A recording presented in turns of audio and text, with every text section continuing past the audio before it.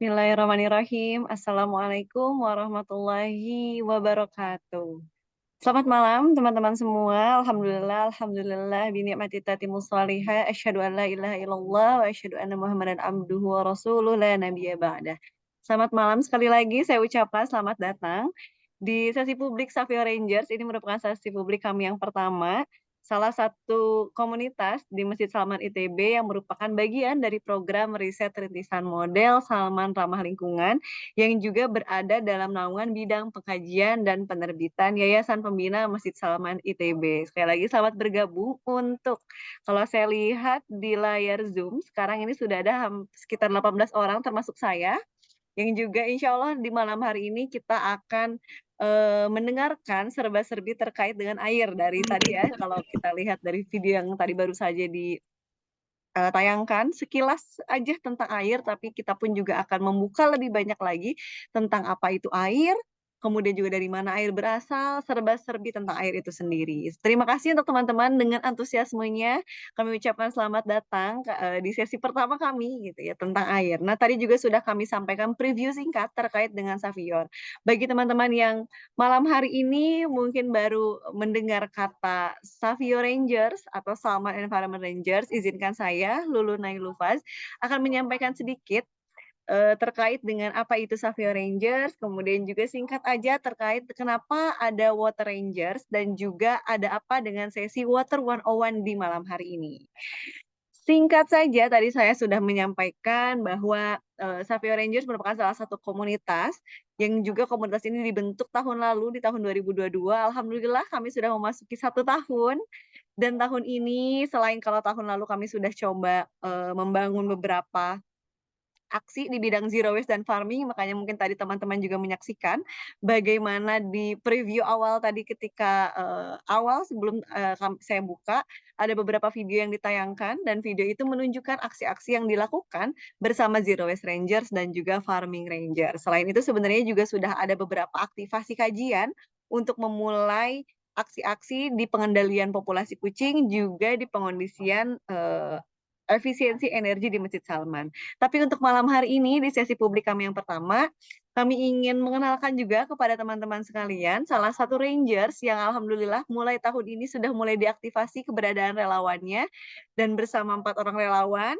Di sini juga nanti ada kapten yang akan juga saya kenalkan, Kapten Water Rangers, di mana pada malam hari ini kita akan sedikit di diskusi ini kami akhirnya coba buka publik sehingga harapannya bisa meluaskan lagi diskusi-diskusinya, bisa meluaskan lagi konsep-konsep yang nantinya akan kami bangun di tahun ini dengan mengundang teman-teman semua yang bergabung. Saya sekaligus juga mau mengecek apakah suara saya terdengar jelas masuk di device teman-teman. Boleh mungkin dikasih kode di kolom chatnya apakah suara saya masuk, terdengar jelas, atau kurang jelas, atau barangkali terlalu cepat. Karena ini walaupun kita sudah di malam hari ini gitu ya, walaupun sudah malam, tapi harapannya, semangatnya tidak surut seiring dengan hilangnya cahaya di langit kita. Kalau saya di Bandung hari ini, berarti kan ini saya sudah di jam malam, tapi juga di antara teman-teman barangkali ada yang di luar Bandung atau bahkan di luar Indonesia ya. Oke, dan saya juga sekaligus ingin menyapa Rangers-Rangers yang juga ikut ya, tidak hanya Water Rangers yang malam ini bergabung, tapi juga Rangers-Rangers baik itu dari Zero Waste Ranger, Farming Rangers, kemudian juga Cat Rangers, Energy Rangers. Senang sekali kita malam hari ini bisa berkumpul, tapi kali ini tidak dengan bahasan zero waste seperti biasanya. Kali ini kita coba buka bahasan terkait dengan air. Alhamdulillah ya, terdengar jelas Kak. Alhamdulillah terdengar. Oke, aman.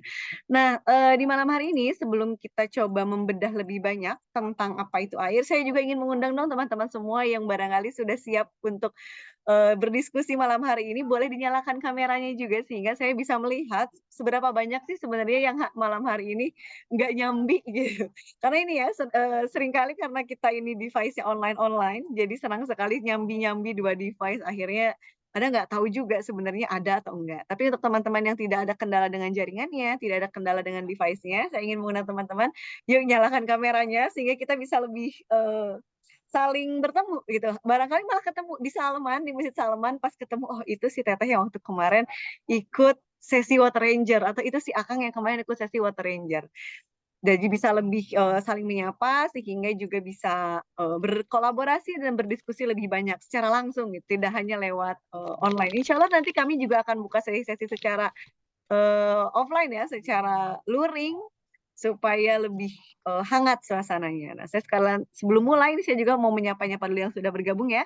Ada tentu saja ada narasumber kita, ada Sasa, ada juga Raizar, ada Teh Dinda, ada Teh Aisyah, Teh Artiasari, Teh Aulia, Teh ini Azhar Hanifah ini saya takutnya kebalik ya mana laki-laki dan perempuan. Jadi saya langsung sebut nama aja. Ya, makasih banyak untuk Azhar Hanifah, Cus Shanas, Dira Salsabila, Eliada, Haikal Akbar, Humairah Ilham, kemudian juga Nabila, Nurul, Raihan, Tiffany dan juga Reka. Wih seru, seru banget nih udah hampir 20 orang. Insya Allah makin malam makin seru dan makin biasanya makin malam itu makin ini ya, makin keluar bahan-bahan diskusinya. Nah, sebelum kita berdiskusi lebih banyak, saya sekaligus juga ingin mengenalkan Kapten Water Ranger kami yang juga insya Allah dalam kesempatan kali ini akan membuka sesi malam hari ini juga dengan membacakan salah satu ayat suci Al-Quran yang di dalamnya tercantum ayat tentang air dan manisnya adalah Allah pun juga menyebutkan sebenarnya di ayat Al-Quran ini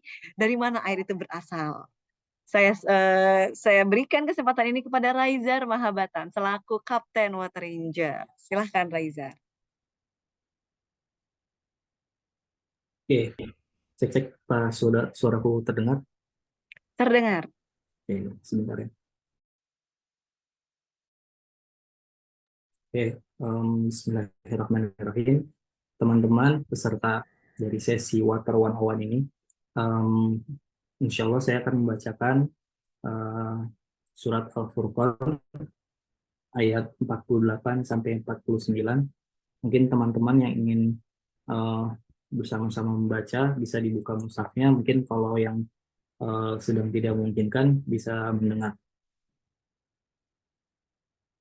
أعوذ بالله من الشيطان الرجيم بسم الله الرحمن الرحيم وهو الذي أرسل الرياح بشرى بين يدي رحمته وأنزلنا من السماء ماء طهورا لنحيي به بلدة ميتا ونشقيه مما خلقنا أنعاما وأناسيا كثيرا.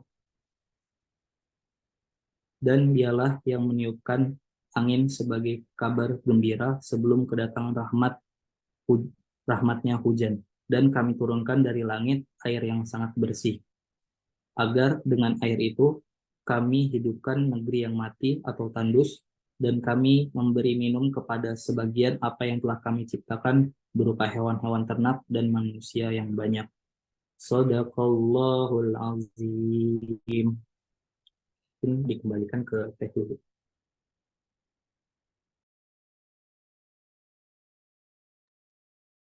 Sadaqallahul azim. Alhamdulillah sudah dibacakan salah satu ayat suci Al-Quran dan juga artinya oleh Raizar insya Allah. dengan ayat tersebut juga bisa membuka banyak keberkahan untuk sesi kita malam hari ini. Kemudian juga bisa lebih banyak lagi membuka wawasan kita bahwa ada banyak sekali ayat-ayat yang sudah tertulis dan itu bisa menjadi hikmah jika kita benar-benar mau mendalami dan juga mau mempelajari dan benar-benar merenungi apa saja yang sudah tertulis, baik itu yang ada di dalam ayat suci Al-Quran ataupun yang ada di alam semesta ini. Terakhir terkait dengan Savia Rangers itu sendiri, kami mengajak teman-teman semua jika memang ingin tahu lebih banyak tentang Savia Rangers, silahkan bisa menghubungi kami di Instagram ataupun juga lewat WhatsApp di bit.ly/halo Savia Rangers. Oke, nah untuk sesi kita malam hari ini tentu sudah nggak sabar lagi gitu ya tentang air dan pembahasan-pembahasan di dalamnya gitu ya. Nah, saya akan mengundang salah satu-satunya narasumber kita sebenarnya malam hari ini. Seperti yang sudah teman-teman juga bisa baca di poster, beliau adalah Sabrina Farasal Sabila. Nah, kami ini dulu satu alma mater di Teknik Lingkungan Institut Teknologi Bandung, beda angkatan. Sasa ini adik tingkat saya, jadi saya senang sekali juga bisa belajar juga nih, insya Allah malam hari ini dari Sasa ngebahas tentang air. Sasa juga baru selesai juga menyelesaikan S2-nya di Belanda di bidang Water Science and Engineering. Dan malam hari ini juga mewakili Reservoir ngebahas tentang air serba-serbinya yang insya Allah akan disampaikan dari A sampai Z. Tapi mungkin hanya permukaan-permukaannya aja untuk memantik banyak diskusi kita tentang air di kemudian hari. Oke, saya sapa dulu. Assalamualaikum, Sasa. Salam Kak Lulu dan teman-teman semua. Oke, Sasa, apa kabarnya? Baik, Alhamdulillah. Deg-degan, Kak. Deg-degan. Gak apa-apa, Alhamdulillah. Sasa di rumah ya ini berarti? Di rumah. Oke, teman-teman semua ada yang sudah siap juga nih mungkin buat on cam. Jadi tampaknya sudah mulai banyak, semakin malam Alhamdulillah semakin banyak yang bergabung, sudah 25 orang. Mari nyalakan kameranya supaya kita bisa lebih hangat suasananya, Sasa pun juga bisa lebih interaktif nanti ketika menyampaikan, sehingga bisa lebih seru nih pembahasan kita malam hari ini. Oke, udah siap Sasa? Insya Allah. Aku coba share Oke. screen-nya.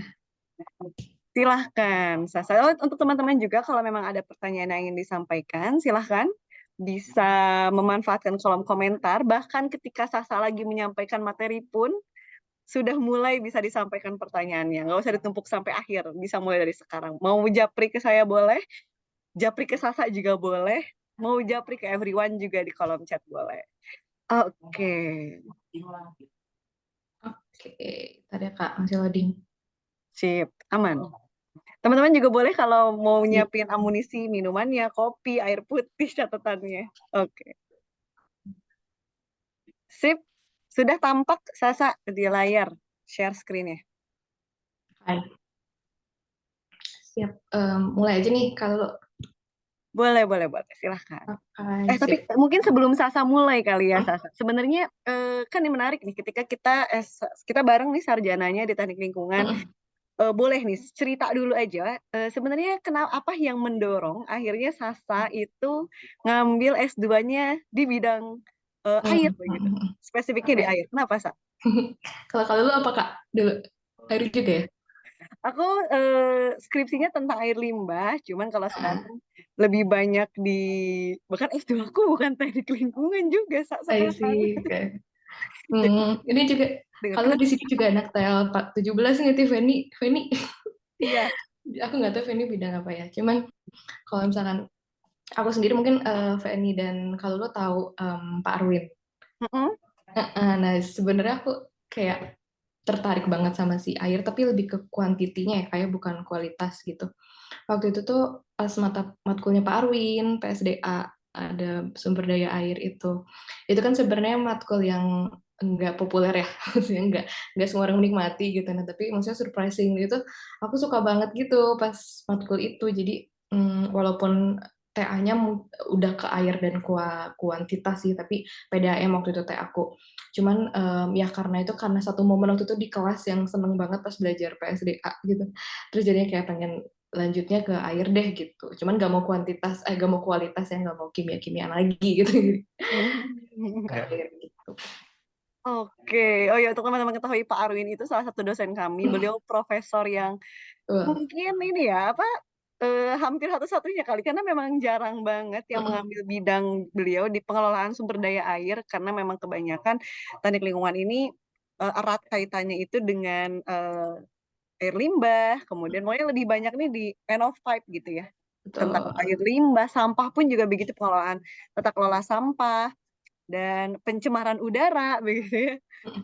dan manajemen-manajemen lainnya gitu. Nah, betul sekali yang tadi Sasa sampaikan, itu salah satu mata kuliah yang tidak banyak disukai, Tidak termasuk populer. kata saya kala itu, karena terlalu stokastik gitu ya kalau bahasanya beliau itu. Acak dan stokastik ya, Kak, ya? Iya, gitu. Nanti teman-teman juga akan tahu dengan istilah-istilah itu, yang nantinya akan disampaikan oleh Sasa, tapi insya Allah apa yang disampaikan Sasa tidak stokastik beliau, insya Allah, karena ini ya masih masih ini ya, masih ada di bahasa-bahasa kita lah gitu, seangkatan kita, generasi kita masih satu generasi. Oke, Mhm. boleh deh Sasa, udah nggak sabar, silakan langsung aja tentang Water 101 dari Sabrina, Farasal, Sabila. Oke. Assalamualaikum warahmatullahi wabarakatuh. Selamat malam teman-teman di sini yang sudah mau meluangkan waktunya untuk bergabung. Di sini siswa poster ya, aku akan menjelaskan tentang Water One on One. Tapi sebenarnya teman-teman mungkin ada yang lebih tahu gitu untuk beberapa topiknya di sini. Feel free aja untuk menambahkan, bisa di room chat atau mau langsung open mic juga boleh banget. Oke, biar nanti mungkin kita juga saling diskusi, dapat insight banyak dan si materinya juga lebih komprehensif. Oke, kenalan sedikit ya, sedetik aja, sekilas. Namaku Sabrina, dipanggil Sasa aja, nggak biar gak kepanjangan. Satunya tadi udah disebutkan juga sama Kak Lulu di Teknik Lingkungan ITB, dan S2-nya kemarin baru banget selesai April yang lalu di Belanda. Terus ya sekarang pekerjaannya lagi di reservoir nih, teman-teman di sini juga ada beberapa teman-teman reservoir di sini. Nanti aku akan menjelaskan juga cerita sedikit tentang reservoir itu apa. Dan aku juga tergabung nih, kalau teman-teman saya tahu ya, SRE Society of Renewable Energy Indonesia, tergabung juga di sana. Ini ketua organisasi FYI aja sih, itu waktu di kemarin di Belandanya sempat menjadi ketua PPI juga, dan kalau di kampus waktu itu di kabinet cukup lumayan terlibat juga, dan di himpunan waktu di HMTL jadi sekjen. Oke, aku mulai dulu aja ya. Nah, kalau lu mungkin ada yang mau open mic juga boleh sih. Tadi kalau di Bandung baru banget hujan gede. Aku setelah di Belanda nggak pernah hujan besar ya di sini. Baru denger lagi hujan gede yang gede banget gitu. Nah, mungkin pengen tahu nih teman-teman di room chat kah atau di open mic boleh deh. Apa sih itu kata pertama yang terlintas di benak teman-teman kalau mendengar kata hujan? Mau dong di room chat. Ntar gimana sih cara Boleh, boleh di room chat. Atau kita ini juga ya, Nah, kalau boleh. pakai Anotet Yang mau juga open mic? boleh. Kalau mau Boleh. pakai Anotet juga boleh. Kalau lu apa, Kak? Yang pertama Aku terlintas. tuh paling seneng ini, kalau hujan tuh, aku paling seneng sama wanginya. Patrick Warrior tuh aku seneng banget. Wangi. Iya, Oke, wangi oke. hujannya. Jadi nggak tahu ya, kalau dengar kata hujan tuh auto langsung Heeh. kayak tenang aja, rasanya tuh tenang gitu. Gitu. Sih. Saat hujan, Nih, ada Fanny ketenangan. Indomie. Oh Bener, gitu, Fan. auto bikin ini ya, auto bikin ini. Banjir. Apa itu namanya, Langsung cari banjir? payung. Hujan rindu katanya tuh. Rindu. Ini mode-mode Oh, senja nih, anak-anak senja ya, hujan rindu. Terus kalau Raiza langsung cari ih, payung. galau. Oke, Zahra nih baik. banjir katanya, kata Mm-mm. Zahra. Air. Oke. Oke, udah cukup mewakili lah ya. Nah, waktu itu juga jadi dulu Reservoir ya, kita tuh merge gitu antara solusibanjir.id namanya sama Powerblock. Kalau teman-teman tahu, juga mungkin aku cerita ya di belakang. Dan waktu itu kita pernah riset nih si solusi banjir gitu, apa sih yang orang-orang pikirkan ketika pertama kali mendengar kata hujan gitu. Dan tadi Indo sudah mewakili, tadi ada Indomie nih, Indomie alhamdulillah. Terus ada air juga, terus banjir gitu, adem, tenang, dingin, rebahan juga ini ada. Ada Bogor nih spesifik banget ya, nyebutin nama kota. Terus kenangan juga mungkin ada yang langsung memori galau gitu ya kalau hujan gitu. Dan ini sebagai bridging ya, bahwa emang air itu ada banget di sekitar kita gitu. Dan salah satu yang bisa kita temukan ya kalau ada hujan gitu, itu salah satu apa ya, sumber air yang ada di sini, di dunia ini, yang bisa kita nikmati langsung gitu.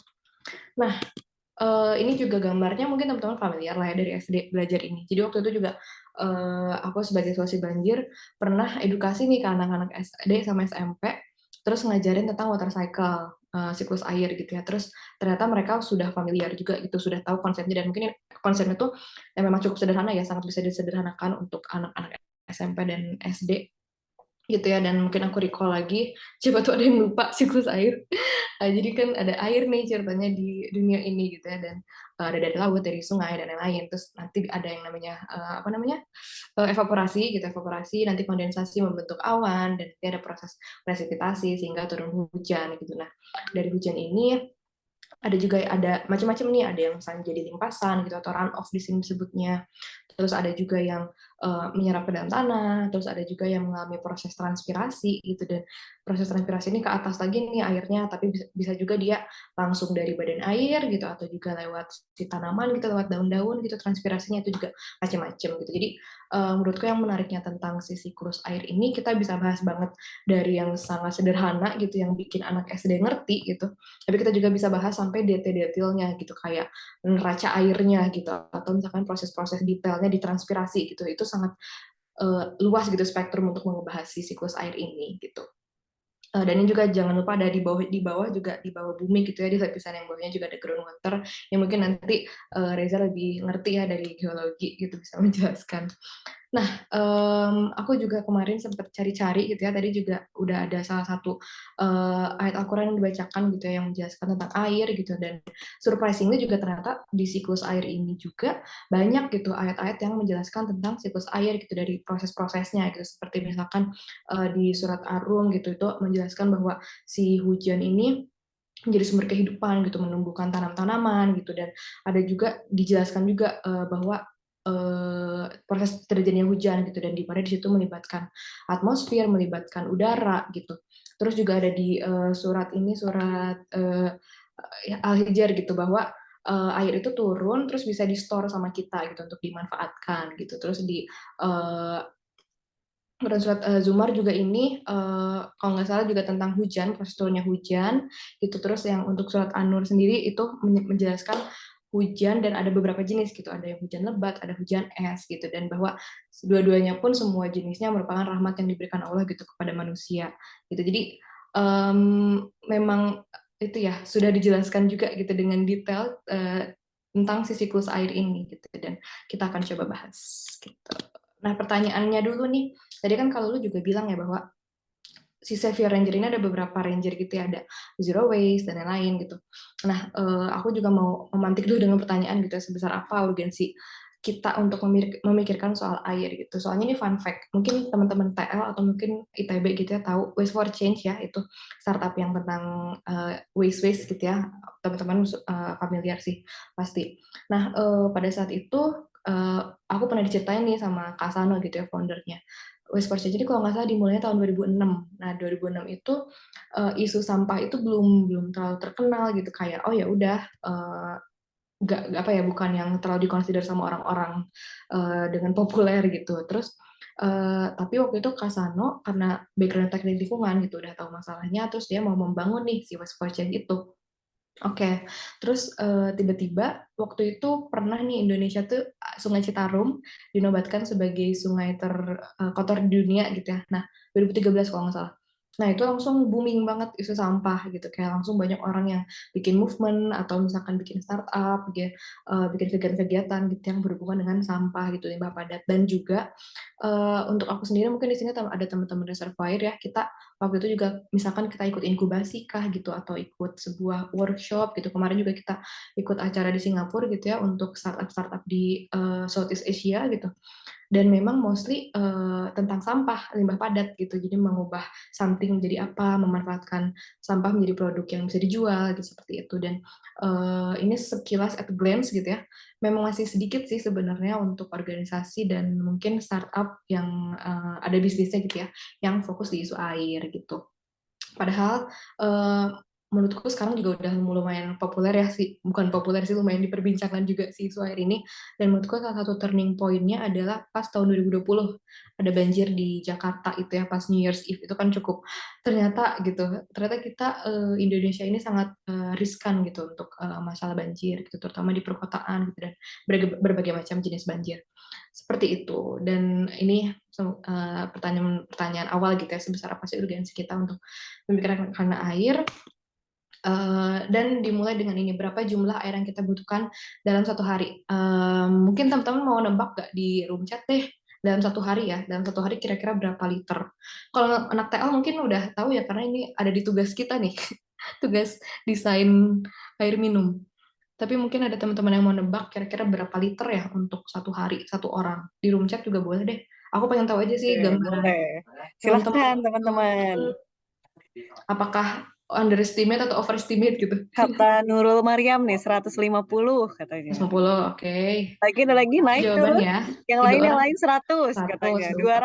200. Oke, mau naik turun silakan. 120 sampai Aduh, 170 liter per ini orang per hari kalau dari Mbak Aisyah udah lihat itu ya, literatur.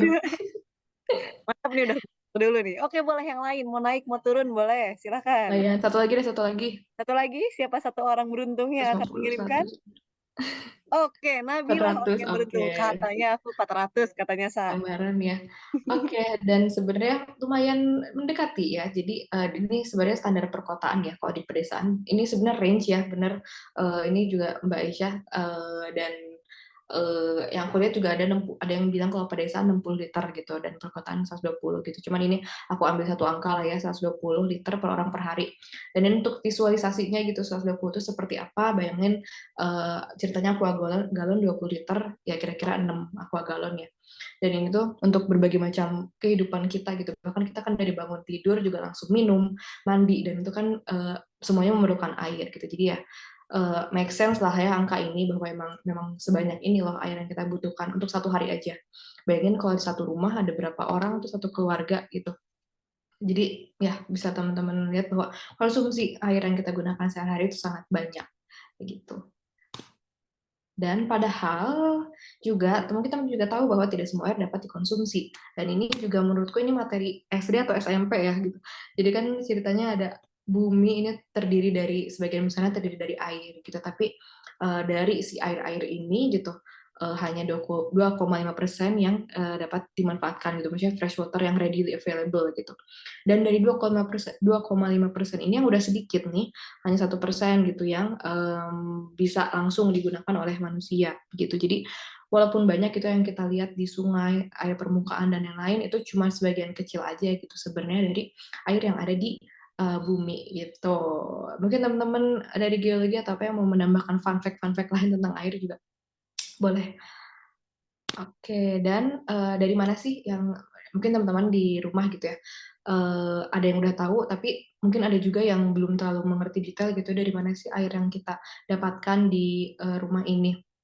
Itu jadi mungkin aku bagi duanya secara sederhana gitu, ada air permukaan yang ada di atas tanah gitu dan ada air tanah yang ada di bawah tanah gitu. Ini waktu itu cara aku menjelaskan nih ke anak SD dan SMP gitu ya, kayak ada dua jenis air nih, ada yang di atas tanah disebut air permukaan dan ada yang di bawah tanah itu disebutnya air tanah gitu. Contohnya apa sih kalau misalkan air permukaan ini ya kayak air hujan, sungai, danau gitu ya.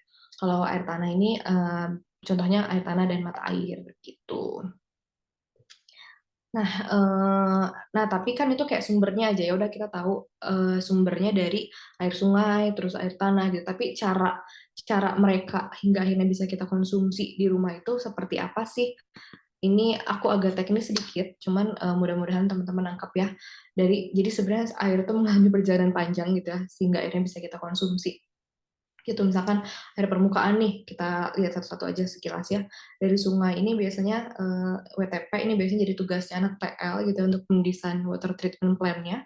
Jadi dari sungai bisa kita olah menjadi sesuatu yang bisa kita konsumsi gitu. Jadi nanti ditampung di reservoir lalu bisa dikonsumsi gitu. Terus kalau dari air hujan itu juga bisa ditampung, bisa juga kalau misalkan mau difilter lagi biar bisa diminum langsung itu juga bisa. Air tanah biasanya di rumah-rumah gitu ya. Kalau di aku sendiri di Bandung kebetulan pakai air tanah sih karena PDM-nya nggak nyampe gitu. Terus biasanya pakai sumur bor, terus ditampung lalu dikonsumsi. Lalu mata air juga ditangkap gitu ya, airnya ada bangunan penangkapnya lalu ditampung dan dikonsumsi gitu. Jadi intinya sebelum ditampung dan dikonsumsi berbagai macam airnya tuh mengalami prosesnya tersendiri gitu ya. Personalize lah berdasarkan mereka dari mana, bisa sungai, oh berarti kita treat dengan ini gitu, hujan kita treat dengan ini sesuai dengan kebutuhan juga begitu. Nah, fun fact dikit, jadi aku waktu S2 kemarin di Belanda Dan kebetulan kampusku itu fokus di Global South, fokus di negara-negara Global South gitu, negara-negara berkembang. Terus pernah nih misalnya di suatu forum ditanyain apa masalah air di negaramu gitu. Terus banyak yang nyebutin susah, kan banyak juga mostly dari Afrika gitu ya, dari ya wilayah yang kering gitu. Terus banyak yang bilang airnya susah, terus aksesnya susah, dan teknologinya belum ada dan yang lain gitu. Terus aku di situ mikir, oh banyak negara yang masalahnya tuh di kuantitasnya gitu, nggak ada airnya gitu. Maksudnya bukan cara ngolahnya gimana, cuman emang nggak ada aja, nggak bisa. Ya mereka mereka tidak bisa menemukan air aja gitu di sekitar mereka gitu. Terus aku mikir, oh berarti Indonesia tuh memang masalahnya bukan di nggak ada airnya gitu ya, cuman bagaimana mengolahnya gitu. Karena memang fun fact-nya supply-nya pun lebih besar gitu daripada demand. Jadi maksudnya sangat banyak air-air di Indonesia yang bisa dimanfaatkan gitu. Dan ini ada sebuah fakta juga bahwa 70% gitu di sumber air yang ada di Indonesia itu adanya di Kalimantan dan Papua. Padahal gitu hanya yang tinggal di Papua dan Kalimantan hanya 13% dari populasi gitu. Jadi memang agak PR gitu ya, gimana kita bisa mendistribusikan si air ini dengan adil gitu ke seluruh masyarakat Indonesia gitu. Ini ada chart-nya juga gitu ya. Ini paling banyak di Kalimantan dan Papua gitu. Jadi di sini juga aku kayak kemarin juga pas kuliah kayak nyadari bahwa oh iya ya, tiap negara memang masalahnya berbeda-beda, dan di Indonesia ini cukup unik gitu ya karena kita punya banyak airnya gitu. Cuman ya mungkin ketika kita ngomongin air bersih gitu itu persoalan lain gitu. Dan ini FYI aja gitu untuk groundwater availability di Indonesia sendiri, persebarannya seperti ini. Ada area-area yang emang dikit juga air tanahnya. Ini mungkin teman-teman geologi lebih mengerti ya, aku ini cuma sekilas aja yang bagian ini. Nah, terus jadi tadi udah ada air, jenis-jenis airnya, terus gimana sih perjalanan air ke kita. Tapi memang kenapa sih harus diolah gitu? Memang air seperti apa yang layak dikonsumsi oleh kita sebagai manusia? Ini cukup buzzword ya di TL gitu untuk prinsip K ini 4K untuk penyediaan air minum di Indonesia gitu. Di sini aku air minum ya konteksnya. Ada kuantitas gitu dari jumlahnya, tadi memenuhi standar yang tadi kita tanya di awal ya, kira-kira satu orang butuh berapa liter per hari gitu, itu 60-120. Lalu kualitasnya juga ada di Permenkes, ini kalau misalkan konteksnya air minum. Kontinuitas, jadi si sumbernya sendiri itu harus dapat memenuhi sebagai selama 24 jam gitu. Jadi sebenarnya kalau misalkan ada beberapa sumber yang intermittent gitu, misalnya kayak misalkan cuma beberapa jam dalam satu hari, itu sebenarnya belum layak gitu ya, masih tidak memenuhi si prinsip ini gitu. Lalu keterjangkauan juga, ini mudah diakses dan biaya terjangkau. Ini sebenarnya ada standar, tapi aku lupa cantumin. Jadi ada standarnya juga nih, mudah diakses itu berapa kilometer gitu. Terus atau orang butuh berapa lama untuk menjangkau si air tersebut gitu, juga ada standarnya.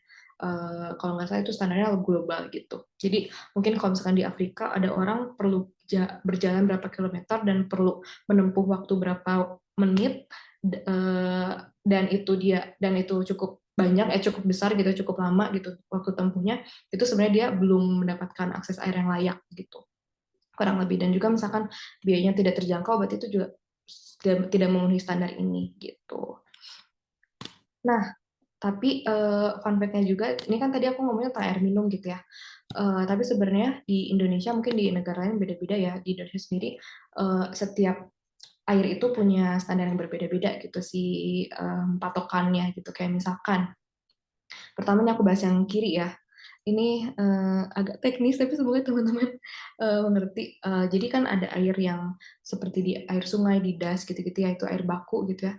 Air baku sendiri itu ada kelas-kelasnya gitu, ada kelas 1, 2, 3, 4 gitu. Jadi kelas 1 yang bisa digunakan untuk apa, kelas 2 apa, kelas 3 apa, kelas 4 apa gitu. Ini nggak aku tulis dengan detail, cuman aku ini mau menunjukkan nih bahwa setiap jenis air itu standarnya juga beda-beda gitu. Kita mulai dari si air baku ini. Nah, udah nih dari air baku, ada yang habis itu ada air yang harus dikonsumsi sama orang kan. Pertama nih air bersih. Air bersih ini juga macam-macam kan. Ada yang untuk sanitasi, kolam renang, pemandian umum. Ini mereka juga punya standarnya sendiri gitu untuk penggunaan ini khusus. Terus ada juga untuk di atas air bersih nih ada yang lebih bersih lagi tuh air minum gitu ya. Air minum juga tuh khusus si apa namanya standarnya gitu dan eh, logikanya akan lebih ketat gitu ya daripada air bersih karena kan ini untuk dikonsumsi oleh manusia gitu. Dan ada juga nih standar untuk air limbah. Jadi kalau misalkan ada industri atau misalkan dari domestik gitu ya, dari rumah kita, dari saluran toilet gitu-gitu, itu juga ada standarnya kualitasnya untuk dia bisa dibuang ke lingkungan gitu. Ini ada yang buat industri, ada juga dari domestik gitu. Jadi mungkin di sini juga teman-teman biar dapat gambaran bahwa di setiap poin itu ada standarnya masing-masing gitu. Cuman di sini juga detail gitu ya suka diomongin gitu misalkan di standar air baku misalkan ada PDAM nih PDAM mau menggunakan air bakunya tapi air bakunya itu si kualitasnya jelek gitu tapi itu bukan tanggung jawab PDAM juga nah gitu jadi itu sometimes kompleks gitu sih si apa ya penyelarasan dari baku mutu yang ada di peraturan ini gitu. Nah, aku lanjutkan. Nah, terus aku pengen tanya sih, tadi kan kita, oh iya benar, udah diganti tahun 2023. Makasih Fanny, tadi juga aku lupa nyantumin. Jadi si 2010 ini syaratnya udah diganti di Permenkes nomor 2 tahun 2023. Nah, aku pengen tanya sih, tadi kan aku udah bilang ya, aku udah cerita kalau sumber air itu ada yang dari air permukaan, air tanah, terus perjalanannya pun beda-beda gitu ya. Nah, kebetulan kalau aku di rumahku pakai air tanah gitu. Aku pengen tahu sih kalau teman-teman sebagian besar pakai apa? Apakah udah dilayani PDAM kah atau masih sumur gitu? Boleh di room chat dibilangin, Feni kamu pakai apa Feni? Feni open mic dong. Atau Kalau boleh aku kali di rumahku masih di rumahku air tanah sih. air tanah Mas Evan. Di Bandung Mm-mm. mananya sih kalau lu tuh? Di Arca Manik. Macam nih. Mm-mm. Belum PDAM belum ya, Kak? Belum tuh berarti sebenarnya memang baiknya air PDAM ya. Menurut Sasa tuh gimana? Sebenarnya sih ya. Sebenarnya Mm-mm. PDAM itu harus memaksimalkan layanan itu biar air tanahnya tidak over Tidak, extraction. iya Makanya. bener. Karena semua orang ngebor sumur ya, jadinya banyak Betul. nih air sumur loh. Tuh, Air tanah. air Terus tanah, sampai air PDAM. sumur, air Fanny berarti tanah. nyampur gitu ya, Fan ya? Sepertinya aku PDAM. Ciumin aja baunya, ada baunya kalau air PDAM, bau. Iya ya? Iya, kalau kayaknya aku tuh kadang kalau misalnya kayak kalau di hotel, kalau ke hotel kan gitu ya, misalnya oh Heeh. ini PDAM, Iya, maksudnya ya. karena baunya tuh khas gitu kalau air PDAM. Oh, Ah, ada bau-bau kaporitnya. itu favorit ya, iya benar. Kalau aku air tanah kadang ada bau apanya sih logam gitu ya kalau air tanah. Ya, kadang kalau nggak bersih, Kadang. bau-bau gitu Mm-mm. ya. Berwarna juga ya kadang. Betul. Aku pengen tanya deh nih, Feni menarik kenapa kenapa campur, Fen? Kadang PDM-nya mati ya? Boleh nih Mbak Feni, boleh open mic Biasanya dulu nih Mbak katanya Feni. mic-nya rusak. Tapi biasanya gitu sih, ada orang yang emang cadangan gitu sih air tanahnya. Jadi kalau misalkan PDM-nya mati ya udah dia pakai air tanah.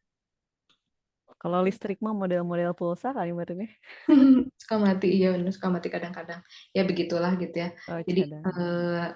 di satu sisi kita tidak boleh ekstraksi air tanah berlebihan, tapi juga si PDAM yang harusnya melayani juga kadang belum terlalu reliable gitu untuk melayani kita 24 jam gitu. Dan waktu itu teh aku PDAM yang di Geger Kalong gitu di arah daerah atas, terus ternyata mereka tuh dapat PDAM-nya cuma 4 jam per hari gitu atau 6 jam per hari gitu. Dan itu sebenarnya tidak layak sih gitu. Cuman kadang ada beberapa kendala teknis, misalkan kalau Geger Kalong, kalau teman-teman tahu Bandung ya Geger Kalong kan agak naik turun gitu ya, itu evaluasinya cukup bervariasi gitu dah.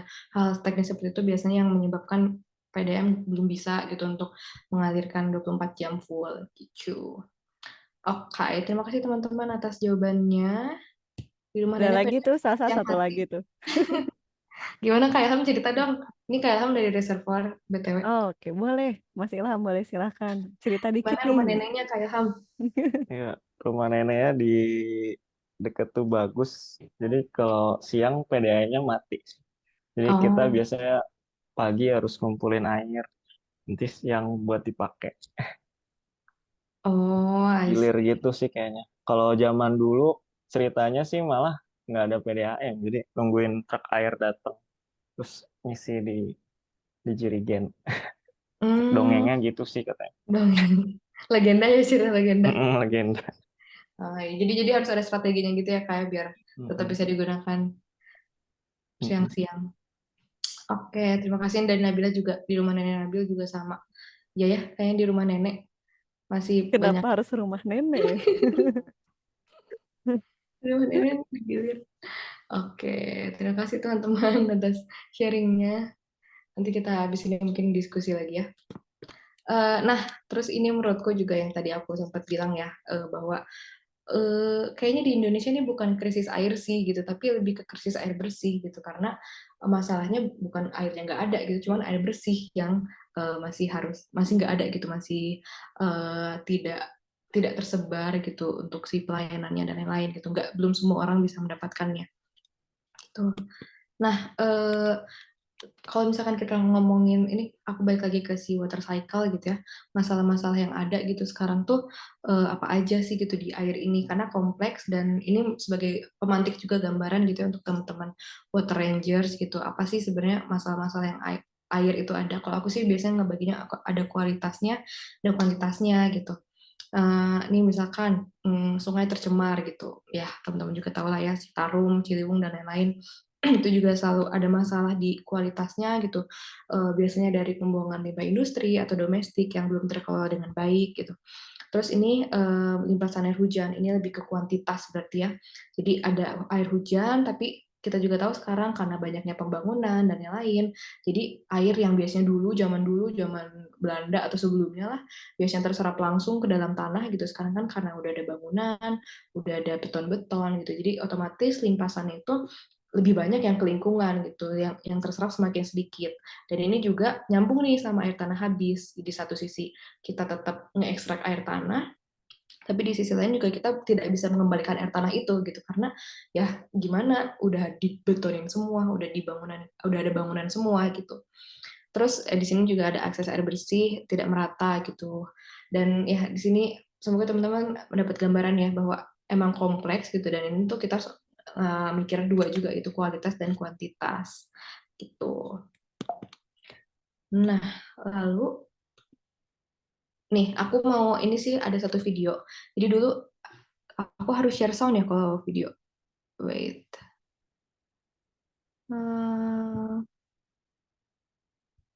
Gimana ya cara share sound? Oh, bisa.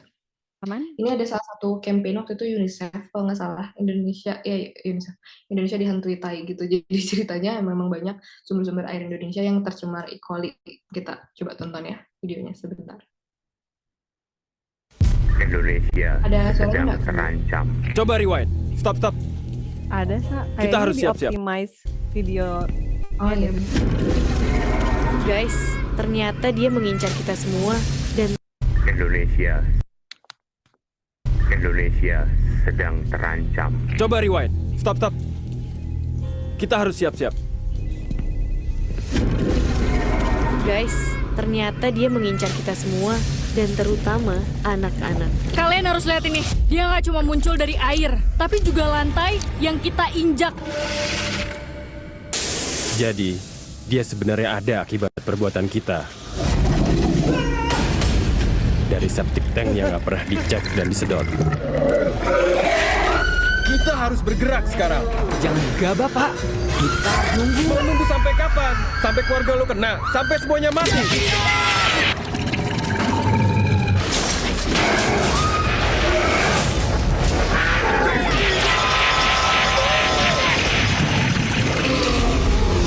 Oke tim, masih ada harapan untuk kita menyelamatkan Indonesia dari dihantui tai. Cek caranya di cekidot.org. Tai itu membunuh. Jadi ini salah satu campaign. Iya lucu banget ya. Hashtagnya dihantui tai. Dan waktu itu kalau nggak salah ini campaign UNICEF untuk lebih ke septic tank, lebih ke sanitasi gitu ya. Cuman ini ya salah satu masalah juga gitu, masalah air di Indonesia. Waktu itu ini mungkin cerita dikit, aku juga waktu itu KKN, teman-teman di sini mungkin anak ITB ada yang pernah yang ikut KKN kah? Waktu itu ya gimana sih cara ini? Waktu Indonesia sedang terancam. Coba rewind. Stop. Waktu itu aku pas KKN kebetulan di Cianjur, terus ada sungai gitu kan ceritanya, terus waktu itu tuh si toilet itu satu-satunya ada di rumah Pak Ustadz ceritanya. Terus kita setiap pagi ngantri dong, karena kan biasanya pagi-pagi sakit perut ya orang-orang. Terus kita ya udah ngantri nih. Nah, lucunya itu jadi kalau misalkan kita habis setor gitu ya, habis setor di WC-nya si Pak Ustadz, kita tuh langsung bisa lihat gitu hasilnya ke sungai gitu, langsung jatuh gitu. Terus tapi itu juga sungai yang kita gunakan untuk nyuci piring. Jadi biasanya kalau misalnya nyuci piring, ada 2 orang nih kita assign. Jadi satu nyuci piring, satu untuk melihat apakah ada coklat-coklat yang bermunculan gitu. Kalau ada berarti dihalangin dulu gitu. Jadi ya itu, dan itu di Cianjur, itu bukan nggak yang desa-desa banget sih gitu, dan masih seperti itu gitu ya, kayak masih sangat apa ya, si air itu MCK-nya dan sanitasi dan lainnya masih belum layak juga gitu. Tapi ini kalau lu ini gimana ya biar balik lagi Di ke bagian bawahnya, Sa. ini ya. Bentar. Ini yaudah deh, aku ulangin lagi. Langsung ke yang slide 20. Present. Tadi coba aja ya, berarti.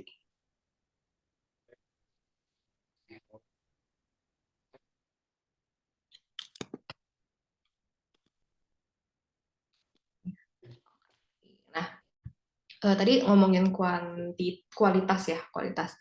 Di sekarang mungkin aku agak lebih banyak juga ngejelasinnya, cuma karena konteksnya kuantitas, dan ini salah satu yang kami dari reservoir gitu ya cukup sering bicarakan gitu ya ketika ngobrol ke orang, pitching gitu ke investor, terus yang menceritakan tentang reservoir sendiri gitu.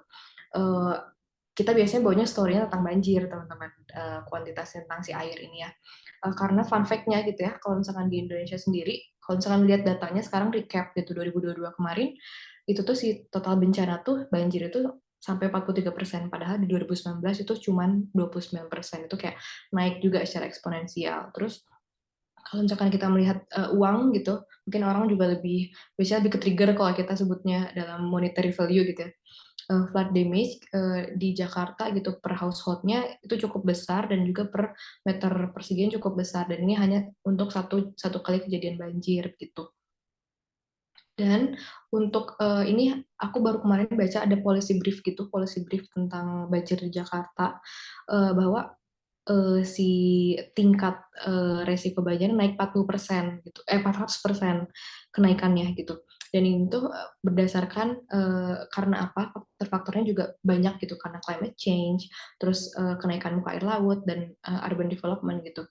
Cuman di sini ada fun fact juga, menurutku ini sebuah fakta yang aku baru tahu pas aku baca policy brief itu. Jadi perisetnya gitu kayak coba membandingkan gitu kan, kita tahu nih isunya tuh ada kenaikan muka air laut ya, kenaikan muka air laut sekian senti, tapi kita juga tahu nih di beberapa perkotaan ada isu urban development, penurunan muka tanah gitu. Jadi kita punya 2 masalah nih, ada yang naik air lautnya sama air tanah yang turun gitu kan. Nah, ternyata pas dibandingin sebenarnya mana sih yang lebih merugikan gitu. Dua-duanya of course merugikan gitu ya. Cuma mana sih yang lebih matters more gitu ya. Nah, ternyata untuk land subsidence ini kerugiannya hampir 2 kali lipatnya gitu dari kenaikan muka air laut gitu. Jadi ini juga salah satu apa ya, kenapa juga kita reservoir pengen coba fokus gitu ke isu banjir, dan terutama yang disebabkan oleh urban development gitu.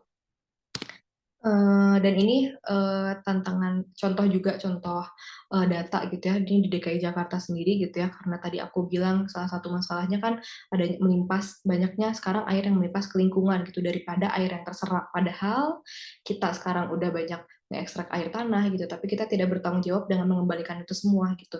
Sehingga sekarang itu hanya 13% nih air yang meresap ke dalam tanah, karena ya tadi itu hanya 10% nih sekarang di Jakarta gitu untuk permukaan yang tidak tertutup beton dan aspal. Padahal, tapi ini di sisi lain gitu ya, kita juga punya nih potensi air bersih dari air hujan gitu sebesar sekian miliar meter kubik per tahunnya. Gitu. Jadi ini salah satu contoh tantangan air dalam segi kuantitas gitu.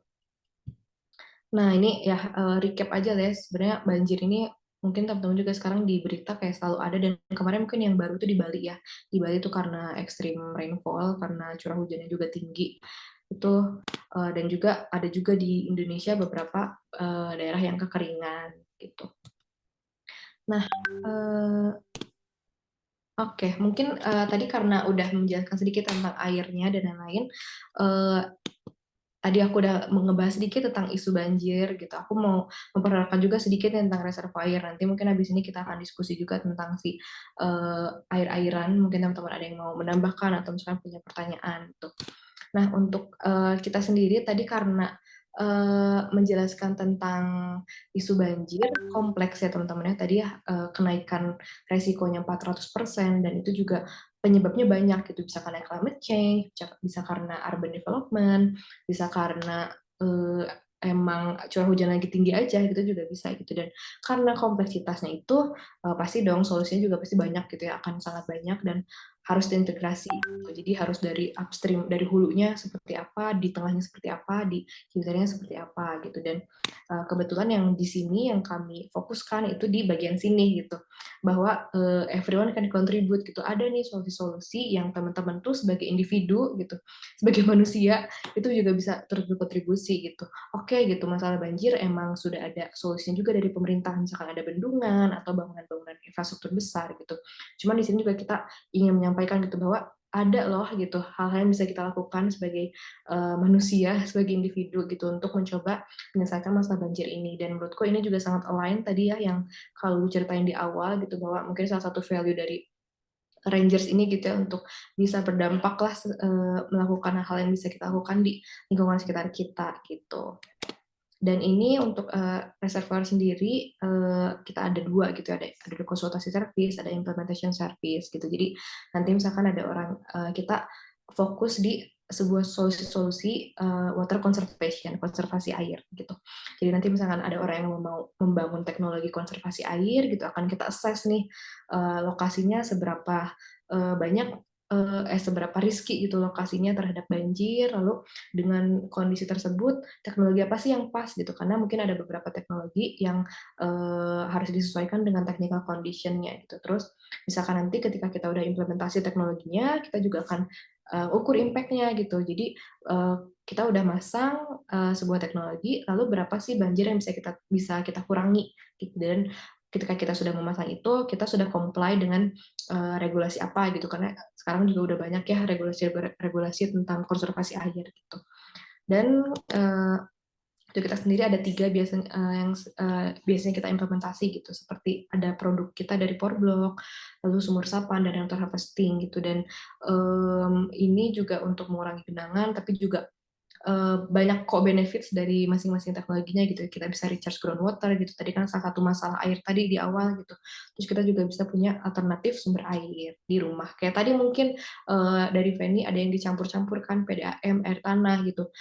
Karena mungkin PDAM-nya tidak reliable untuk digunakan 24 jam sehari gitu. Dan sebenarnya kita juga bisa nih punya alternatif water resources dengan misalkan menampung air hujan gitu, sesimpel ya udah taruh aja ember gitu, itu juga bisa untuk menyiram tanaman dan yang lain gitu.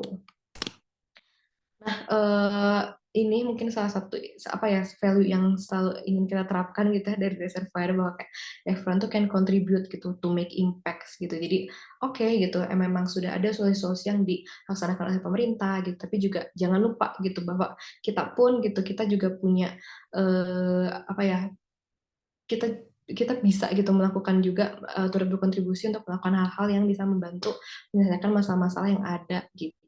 Kayak teman-teman di sini juga menurutku juga dengan adanya si Rangers ini juga itu salah satu bentuk implementasi ini gitu ya, bahwa semua orang tuh bisa berkontribusi gitu. Dan ini aku menarik banget sih, karena kemarin salah satu diskusi aku dengan Kalulu gitu ya tentang air wudhu gitu ya, bahwa sebenarnya ini nih yang closest thing yang sebenarnya kita bisa lakukan juga gitu, dan ini sehari-hari banget dan sangat bisa dilakukan di daily life gitu. Terus aku cari-cari, terus ada nih videonya bagus banget, coba ya tonton ya guys.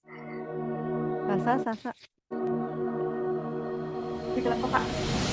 Sebelum ini ya? di play, apa namanya, diubah dikit mode ininya. Ini, Apa sih? Bukan mode videonya, jadi pas mau share screen itu ada optimize video supaya nggak putus-putus si videonya. Oh gitu, oke. Share screen, advanced option bukan ya? Di more kali ya Kak? Bisa. Oh ada. Oh ada, yang di paling bawah. Oke. Coba ya aku play ya. Aman kan Kak? Aman.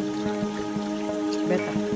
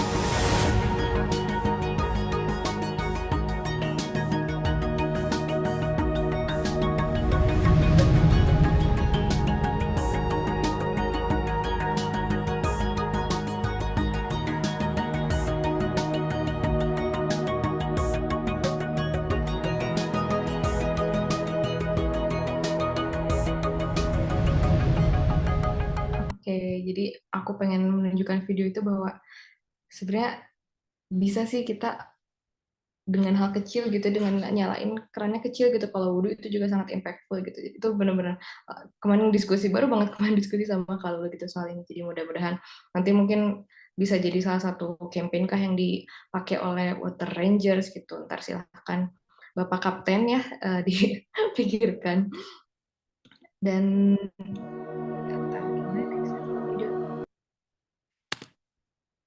Oke, jadi mungkin untuk pemantik diskusi ya, aku tadi menjelaskan tentang permukaan-permukaan lah tentang air gitu.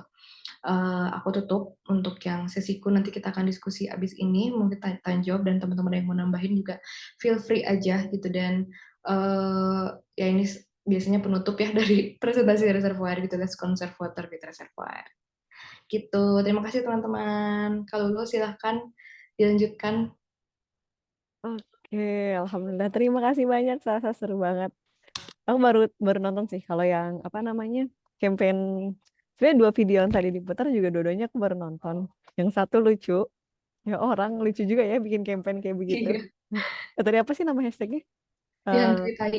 Dihantui tai gitu ya. Terus yang keduanya ini adem gitu ya. Oh iya betul juga. Jadi itu relate sekali dengan kehidupan kita sehari-hari, terutama kita yang memang punya aksi di masjid ya utamanya. Oke, teman-teman semua, untuk 26 orang yang sudah bergabung termasuk saya, silahkan yang mau diskusi langsung, kita mau bertanya apa tentang air, boleh banget. Udah ada yang raise hand.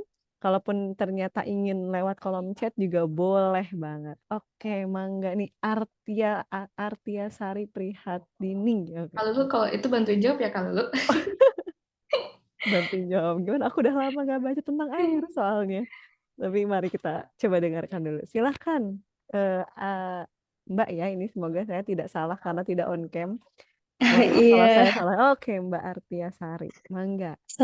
Assalamualaikum, halo Kak Sasa, ini Arti. Waalaikumsalam warahmatullahi wabarakatuh. Berjumpa lagi. Iya, sebelumnya ketemu di SRE dan sekarang mau belajar lagi tentang air. Nah, Kak, aku nih penasaran, ada 2 pertanyaan. Dan kebetulan mungkin aku tanyanya itu karena relate sama kerjaan aku yang kayak ngurusin di konsultan lingkungan gitu. Yang pertama itu, ini pertanyaan 5th grader banget ya, anak kelas 5 SD banget nih pertanyaannya. Kenapa kalau misalnya masalah air tuh banyak di Indonesia, kenapa kita nggak bisa menyerahkan ke pemerintah aja buat nanganin itu gitu. Itu secara general. Tapi spesifiknya kenapa kok kita nggak bisa bergantung sama PDAM aja gitu. What's wrong with PDAM sih sebetulnya gitu sih. Itu pertanyaan pertama. Pertanyaan kedua tuh kayak gini. Jadi jadi untuk kita ngomongin ke industri yang sering dikambing hitamkan gitu ya. Kalau masalah kerusakan lingkungan itu tuh mereka tuh ada semacam perlombaan gitu kan dari KLHK, namanya Proper yang aku tahu. Nah, yang di Proper ini tuh salah satu komponen penilaiannya itu mereka harus ada asesmen daur hidup, di mana asesmen daur hidup itu mengkaji 14 dampak lingkungan setahu aku. Dan salah satunya itu ada yang namanya penilaian water scarcity gitu. Dan Proper itu masih berjalan sampai sekarang gitu kan, kayak ya diperlombakan. Nah, masalahnya adalah kenapa kok water scarcity yang tetap dijadikan poin. Jadi dari 14 dampak lingkungan itu yang ada hubungannya sama air tuh cuma 1 poin itu doang dari 14 dampak. Padahal itu lumayan signifikan ya permasalahan air. Bahkan kita bikin IKN juga gara-gara salah satunya karena air. Kalau memang datanya itu supply air kita tuh lebih banyak daripada demand dan kasus banjir tuh justru lebih banyak daripada kekeringan, kenapa kok masih pakai itu ya, masih pakai taraf water scarcity ya? Apakah sebetulnya water scarcity itu menilai banjir juga atau kayak gimana? Atau mungkin emang beneran kita tuh harusnya udah ganti parameter aja gitu? Itu sih, Kak. Thank you 2 sebelumnya. pertanyaan. Iya. Oke, langsung jawab aja nih kalau. Oke, boleh langsung aja daripada nanti mabok ya. Kalau kita tumpuk boleh Satu-satu dulu ya. langsung satu-satu. Iya, tadi menarik. Halo Arti, apa kabar? Arti kamu tuh jurusan apa sih dulu? Aku kimia. Oh, oke. Jadi aku sering ketemu Arti dulu di SRE, kalau lu di organisasi lain. Jadi sudah kenal. Kalau untuk yang pertanyaan pertama ya, tapi ini mungkin correct me if I'm wrong, teman-teman di sini kalau misalnya ada yang mau menambahkan juga sangat welcome. Yang PDAM ini ya, terutama waktu itu kebetulan si TA-nya PDAM ya, dan waktu itu ceritanya emang PDAM yang tidak cukup baik gitu karena mereka masih penggiliran dan ya hal seperti itulah, masih belum 24 jam melayani si pelanggannya gitu. Itu aku lihat sih masalah itu dari bahkan dari hulunya gitu ya, dari si sumber airnya, misalkan ada PDAM yang ngambil airnya dari air permukaan gitu, air sungai gitu, tapi mereka kan punya, nah dari air sungai itu mereka ke water treatment plant gitu. Nah, si water treatment plant ini tuh ceritanya gitu udah didesain untuk mengolah air sungai menjadi air minum gitu ceritanya. Air bersih sih mereka, tapi ya udahlah ceritanya air minum dengan kualitas tertentu gitu, misalkan mereka udah ngukur nih si air baku ini kualitasnya segini, mau kita perbaiki menjadi segini gitu. Nah, tapi dalam kenyataannya gitu, misalkan di beberapa kondisi, waktu itu kebetulan PDAM aku itu sumber airnya di atasnya tuh ada peternakan gitu. Jadi ternyata ketika pelaksanaannya si air bakunya ini kualitasnya udah lebih buruk gitu dari yang seharusnya gitu. Jadi ketika mereka treat pun ternyata tidak sebagus itu dan jadinya kayak nggak kuat aja gitu si water treatmentnya untuk apa namanya menangani air dengan kualitas itu gitu. Jadi di sininya pun kadang terhambat gitu, kadang harus di stop dulu, terus harus dibersihin lagi kah atau apa gitu. Jadi di bagian hulunya pun, di bagian pengolahan di awalnya itu sudah mulai tidak reliable gitu, karena dan somehow kualitas dari air baku ini, si air sungainya itu bukan tanggung jawab PDAM gitu. Jadi mereka juga bingung kayak ini harusnya bukan PDAM yang memastikan bahwa air bakunya bagus terus, itu bukan tanggung jawab mereka. Kalaupun itu tanggung jawab mereka, otomatis harus ada biaya tambahan dan lain-lain gitu ya. Dan PDAM nggak sanggup gitu untuk memantau kualitas air baku ini gitu. Itu udah satu tuh. Terus misalkan di WTP-nya udah nih di apa namanya diolah gitu, terus didistribusikan. Nah, ketika pendistribusiannya juga kadang ada masalah gitu, kayak teknis, masalah pipa-pipanya udah lama gitu. Kalau aku juga waktu itu salah satu masalahnya pipanya masih zaman baheula gitu ya, zaman Belanda berpuluh-puluh tahun yang lalu, dan agak impossible juga gitu untuk memperbaikinya gitu. Dan juga misalkan kondisi topografi pelanggannya gitu di komplek yang seperti apa, di jalanan yang seperti apa, itu juga tidak memungkinkan nih untuk misalkan mengalirkan ke sana gitu untuk 24 jam gitu, karena mungkin elevasinya kurang kah dan lain-lain, harus ada pompa, kalau ada pompa mahal gitu. Jadi ya mungkin itu juga PDAM-nya nggak punya duit ya. Kalau bisa di atas PDAM ada peternakan, nah itu dia, artinya aku nggak tahu sih kalau itu. Cuman itu salah satu masalah PDAM di Jawa Barat, di Bandung mungkin ya. Karena kualitas air bakunya kadang tidak tahu gitu. Terus misalkan ada juga dari limbah industri gitu yang belum memenuhi apa namanya standar kualitasnya. Jadi ketika dibuang di air sungai, ya udah jadi itu mengotori air baku si PDAM gitu. Nah, yang kedua yang proper sebenarnya aku kurang tahu sih arti, aku masih belum bisa jawab ya kalau yang proper yang water conservation itu. Cuman yang mungkin aku bisa jawab ini salah satu yang ini ya yang kita coba riset gitu ya di reservoir juga, kita pengen lihat nih aturan-aturan tentang water conservation. Kalau kita sih biasanya lebih lihatnya ke arah regulasi sana ya, ke water conservation-nya.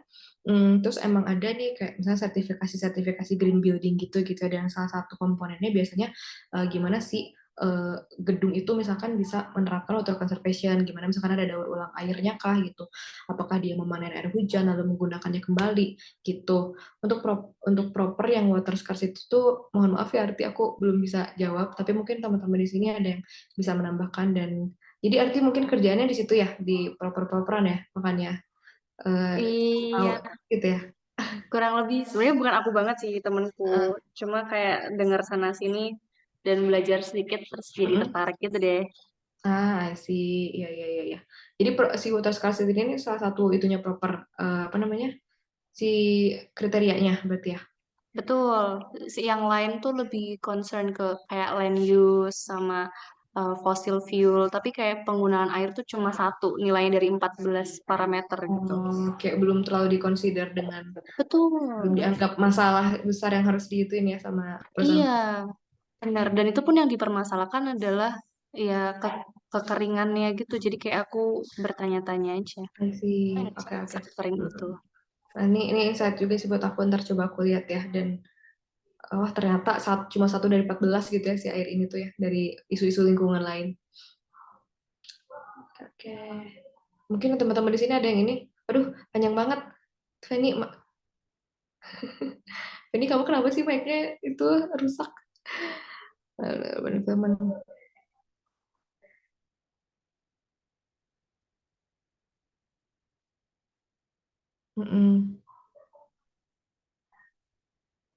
Sebetulnya boleh sharing nggak ya urban planning-nya kayak gimana? Oke. Ya, Oke, makasih Feni. Kalau ini langsung dijawab aja yang di chat. Oke, sebentar. Oh, itu pertanyaan ya. Aku kira Feni itu menanggapi ini. Sebentar. Boleh Tadi dibaca. sebelum Feni tadi juga Raizar, sebenarnya setelah arti Oh iya, raise hand, boleh Raizar boleh. juga raise hand. Raizar dulu Mungkin deh. ke Raizar dulu, mau jadi atau gak jadi Raizar? Karena handnya Bo- udah turun. Boleh, boleh. Boleh, silahkan. Ya, oke. Tadi ini ya penjelasannya, aku jadi terbuka soalnya memang ternyata memang air yang ada khususnya di kota-kota Indonesia yang besar gitu ya. Ternyata memang rata-rata permasalahannya di eh, apakah air itu bersih atau enggak gitu ya. Nah, pertanyaannya kan sebenarnya aku tadi pas ditanya pakai air apa, PDAM atau air tanah. Tapi pas aku ingat-ingat lagi kayaknya air tanah deh. Soalnya waktu itu sempat ngebor gitu kan. Oh. Nah, kondisinya tuh kalau di rumahku ini, aku kan sekarang lagi di ini, Jakarta Barat. Eh, apa namanya, airnya itu memang bisa dibilang mungkin lebih ke arah nggak bersih gitu ya. Soalnya aku nggak tahu nih parameter air bersih itu maksudnya lebih detailnya kayak gimana. Cuman kalau dari sini yang ada di rumahku itu pokoknya mungkin ini ya template ya. Setiap ada apa ya, baju-baju yang warna putih itu biasanya langsung menguning gitu atau coklat. Sama. Iya gitu kan. Nah, mungkin bisa dibilang sebenarnya nggak bersih ya gitu ya air tanahnya gitu. Nah, pertanyaanku tuh kalau air tanah itu sebenarnya di air tanah yang ini ya, yang keruh atau kotor gitu ya, sebenarnya bisa ini nggak sih eh, bersih kembali gitu, kayak apa ya, secara alamnya dia dari kotor jadi bersih lagi gitu, karena kan aku nggak tahu ya gimana gitu, tapi kalau air yang ada di tanah, air tanah itu kan dia ngalir karena tersaring dengan ada yang material-material di tanah gitu kan. Mungkin nggak sih si air tanah itu bersih kembali gitu. Mungkin itu aja ya, itu dulu mungkin. Bersih kembali secara alami gitu berarti maksudnya. Iya. Di bawah, maksudnya ketika dia di bawah gitu. Iya, pokoknya bersih lah gitu. Jadi kita bisa pakai atau gunakan ya gitu. Oh, Gitu. oke. Langsung jawab, Kak. Oh, aku belum on mic dari tadi. Boleh silakan langsung Sasa. Jadi, tapi aku relate banget tadi sama Reza. Aku waktu SD juga ya, enggak sih sampai SMA. Jadi aku mikir kenapa sih baju putih aku kayak gampang banget kuning, maksudnya kayak gampang banget kayak tidak layak gitu. Jadi sering banget beli lagi seragam tuh kayak 1 tahun berapa kali lah gitu. Terus kayak ini apa air Cibaduyut, aku di Cibaduyut ya, apakah air Cibaduyut yang tidak bersih gitu ya? Ternyata memang banyak yang mengalaminya. Terus sebenarnya untuk di kalau lu belajarnya kan emang setiap sumber itu kita pasti ada treatmentnya gitu ya, dan air tanah itu salah satunya emang ada treatmentnya untuk ngurangin itu, kayak kalau nggak salah oksidasi deh, yang nggak Feni kamu mungkin masih ingat gitu. Jadi menurutku emang untuk penggunaan konsumsi gitu ya, mungkin ada standar berbagai macam standar yang tadi aku bilang gitu, dan ketika emang itulah kenapa kita anak TL gitu belajar gitu ya, karena tidak semua yang emang ada itu si kualitasnya udah memenuhi gitu, jadi makanya emang harus ada treatmentnya dulu gitu sih. Dan aku nggak tahu kalau di rumah Rezar ada itunya nggak, si filternya nggak untuk air tanah? Ada, cuman sama aja kayaknya deh. Entah Sama filter aja. yang rusak atau emang parah banget ya airnya. Nggak tahu sih. Tapi udah Oh. pakai filter kok gitu. I see. Iya sih, benar-benar kalau aku juga pakai filter, tapi itu emang high maintenance gitu, kayak setiap mungkin berapa minggu sekali emang harus dibersihin dan lain-lain, kalau enggak tuh ya udah jadi kuning lagi gitu. Jadi ya memang ya untuk memanfaatkan terutama ya untuk mencuci yang benar-benar matters gitu ya, sih kualitasnya emang harus ada treatment dulu sih gitu. Enggak semuanya bisa langsung kita gunakan gitu. Dari yang aku pelajari juga ya, mungkin di sini kalau lu dan teman-teman TL yang itu mau menambahkan. Gitu. Oke, mantap. Kalau secara teknik sih aku nggak bisa menambahkan ya, karena aku Lupa juga ya Kak. ya udah agak lupa. Cuman aku malah justru mau ngejawab tadi yang tambahan dikit aja ya dari yang tadi Arti tanyain gitu ya, Arti Asari tanyain terkait kenapa sih nggak bisa menyerahkan aja segala sesuatu itu ke PDAM aja gitu atau ke pemerintah aja. Jadi ini analoginya bisa jadi mungkin sama dengan kenapa pengelolaan sampah kita gitu-gitu aja. Ini aku belum bisa memastikan, tapi kalau rasanya kayaknya konfliknya sama. Jadi kalau kita bicara soal sampah dan pengelolaan kota, itu kan kita bilangnya tuh apa yang masyarakat bayarkan ke pemerintah untuk menjadi tanggungan pengelolaan sampah perkotaan, ternyata itu tuh tidak cukup untuk mengcover bahkan biaya operasionalnya persampahan itu sendiri. Sepertinya, dan tadi juga aku coba sempat baca-baca sekilas, ternyata konflik ini pun juga sama, dirasakan juga di tata kelola air, dan utamanya juga di PDAM.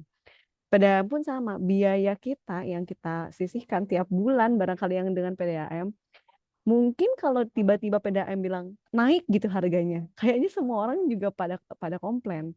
Problemnya adalah kemampuan kita untuk menginvestasikan biaya berlebih agar menjaga lingkungan itu masih belum setinggi itu, sehingga ketika dibebankan kepada masyarakat itu belum mengcover. Dan kalau kita ngomong kenapa tidak dibebankan kepada pemerintah, kita ngomongnya kalau beban ke pemerintah berarti ngomongnya kan APBN, APBD. Itu kalau kita lihat emang seberapa persen sih biaya penganggaran negara seperti kita, negara berkembang di tata kelola lingkungan itu tuh masih jauh banget dibandingkan infrastruktur yang lain seperti jalan. Dan apalagi kalau sekarang negara kita lagi mau pindah gitu ya, ibu kotanya, kebayang aduh berapa persen makin hilang gitu ya tata kelola lingkungan kita. Jadi ini memang ya dibilang lingkaran setan, tapi itulah kita lakukan apa yang bisa kita lakukan. Jadi itu semangat lah pokoknya mah. Oke, itu tambahan sedikit aja. Sekarang sebelum ke Eliada ya, yang raise hand tadi udah masuk dari Feni, aku coba bacain juga biar teman-teman pun juga ikut tahu pertanyaannya. Feni ini katanya penasaran, karena kan tadi juga dari studi yang ditampilkan urban development and land use itu strongly matters gitu kan. Nah, waktu kuliah di Belanda boleh sharing nih, Sa, gitu ya. Gimana sih sebenarnya urban planning-nya? Walaupun mungkin nggak serapid Indo untuk population growth-nya untuk dibandingkan. Terus penasaran juga apakah reclaiming atau reusing water di sana sangat dipromosikan, karena pernah dengar nih dari dosen katanya air di sana tuh mahal dan orang-orang punya water saving mindset yang besar. Silahkan Sasa. Oke, terima kasih Feni. Pertanyaannya untuk urban planning mungkin aku lebih ininya ini ya gimana mereka mendesain. Menurut aku ya, maksudnya mereka tuh kan karena ada beberapa itu yang reklamasi juga gitu ya wilayahnya gitu. Terus aku melihatnya tuh memang mereka menjadikan water tuh sebagai center gitu sih di awal mereka planning gitu ya. Jadi memang ya dengan kita melihat kalau misalkan kita ini menariknya Belanda ya, menurutku di setiap kota itu tuh sama, bahkan toko-tokonya sama, dan kayak kita pasti ada stasiun, langsung di stasiun tuh kita ada plane-nya gitu, kayak kotak kosong aja gitu biasanya buat market, terus di sananya di sekitarnya ada kanal, terus apa lagi ya, ada toko-toko default banget gitu, jadi kayak nggak beda jauh gitu dari kota ke kota gitu sih pemandangannya gitu. Dan ini juga aku juga diceritain emang mereka ngedesain di awalnya tuh karena udah water centered gitu kanal-kanalnya memperhatikan banget sih kanal-kanalnya seperti apa gitu dan si sungai-sungai seperti apa gitu.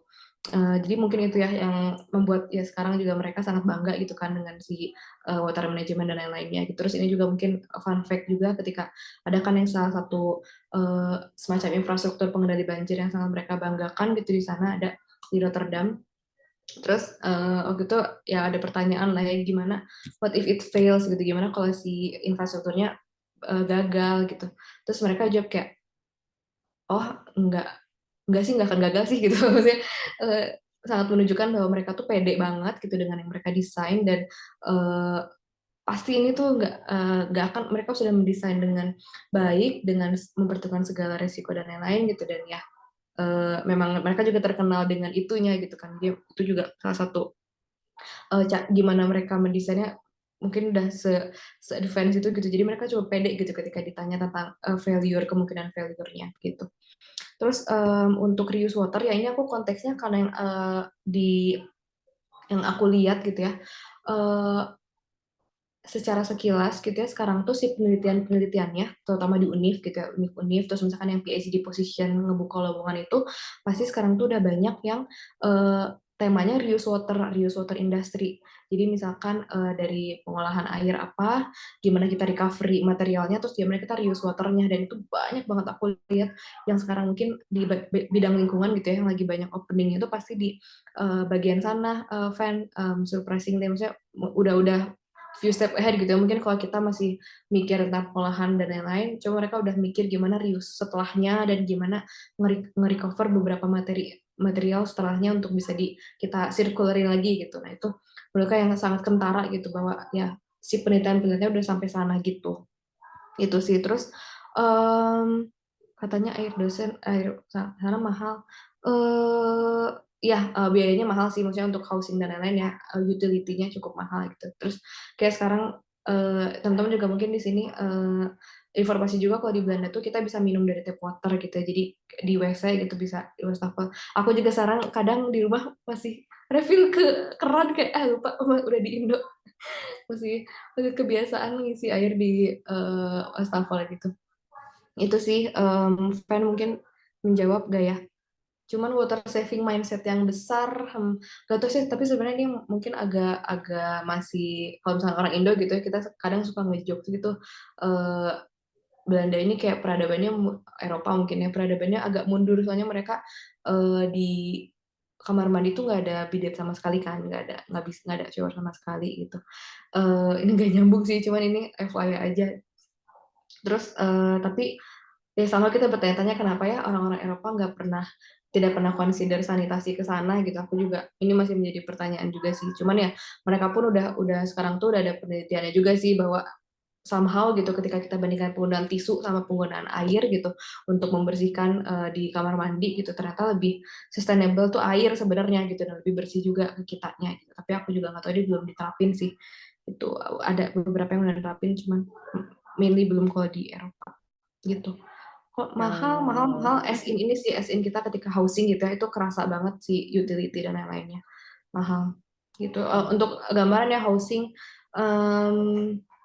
normal itu 700 euro per bulan, berapa ya? Itu tuh kayak standar lah, 700 kali 16.500 berapa ya kalau sekian juta gitu. 700. Jadi ya cukup 11 juta, 12 juta. Ya cukup mahal di sana gitu. Masya Allah. Gitu ya, menarik ya, menarik. Betul, Wah, ini bisa Fen. kita lanjut ke diskusi berikutnya nih. Buat bahasan selanjutnya seru banget nih.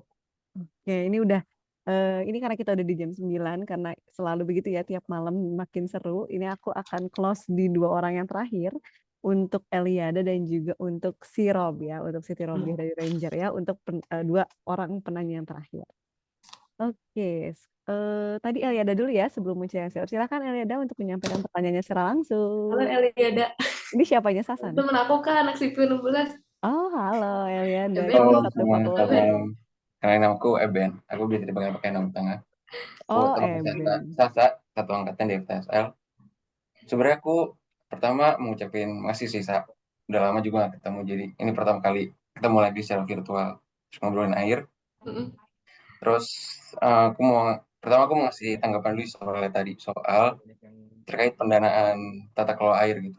Jadi kalau aku coba tanya salah satu expert di kantorku, dia wastewater expert, dia waktu itu ngurusin sanitasi buat dia nge-push supaya daerah-daerah itu ningkatin kualitas sanitasinya selama 12 tahun. Jadi berapa banyak, jadi dari 100% budgeting daerah gitu, 70% itu lari ke dana internal buat gaji dan operasional segala macam. Jadi yang dibagi itu cuma 30%. Dan 30%-nya itu ada minimal 20% buat pendidikan. Jadi sekarang pie-nya itu tinggal 10%, itu dibagi buat macam-macam. Nah, makanya susah banget nge-push program-program kayak sanitasi atau yang berbau lingkungan. Pertama, karena dananya sedikit. Yang kedua, karena itu tidak memberikan political support bagi DPR atau wali kotanya.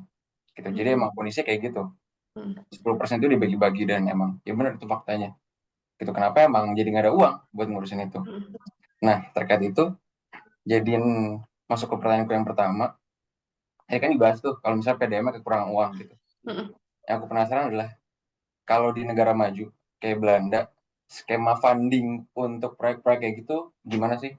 Kalau sekarang kan banyaknya mungkin PPP gitu kalau di Indonesia. Nah, kalau di negara maju tuh skema pendanaan, karena kalau kita tadi kan nggak bisa dibebani nih nggak bisa dibebani ke masyarakat gitu. Karena kalau dibeban ke masyarakat, konsekuensi pajak jadi naik gitu. Nah itu konsekuensi itu belum bisa rakyat kita tuh bayar gitu, karena nanti pasti protes segala macam. Jadi sekarang kalau kita lihat dari sisi pemerintah harus nyari funding lain dong, kayak gitu. Nah, skema kalau di negara maju itu kayak gimana sih terhadap funding proyek-proyek strategis? Itu dulu sih, Sat. Oke, itu dulu tuh berarti ada lagi nih kelanjutannya. Ada lagi, ada pertanyaan kedua. Oke, boleh, Sa. Itu dulu katanya, Sa. Tapi Ben, aku kepo deh. Justru mau nanya kayak Ben yang awal tadi, boleh nggak? Boleh. Kan tadi itu ya, jadi emang susah gitu untuk nge-push program-program lingkungan dan lain gitu. Cuman aku kepo sih, kan sebenarnya kita juga misalkan nih mahasiswa suka ada KKN kah gitu, atau ada apa gitu ya, inisiasi-inisiasi gitu. Itu tuh matters gak sih Ben sebenarnya, maksudnya yang kayak gitu tuh kira-kira jadinya membantu nggak ya dengan kondisi seperti itu gitu, kalau dananya dikit dan lain-lain? Menurut Aben sih. Menurutnya membantu secara kecil, skala kecil lah gitu, skala kampung gitu. Tapi masalah kalau kita bicara daerah kan banyak kan, kayak gitu ya. Ibaratnya itu kayak ngasih obat lah, ngasih betadine sedikit gitu. Oke, gitu. Menurutku itu tetap karena impact yang nggak begitu besar. Menurutku justru impact yang besar itu justru ke orang-orang yang kita KKN itu. Gitu.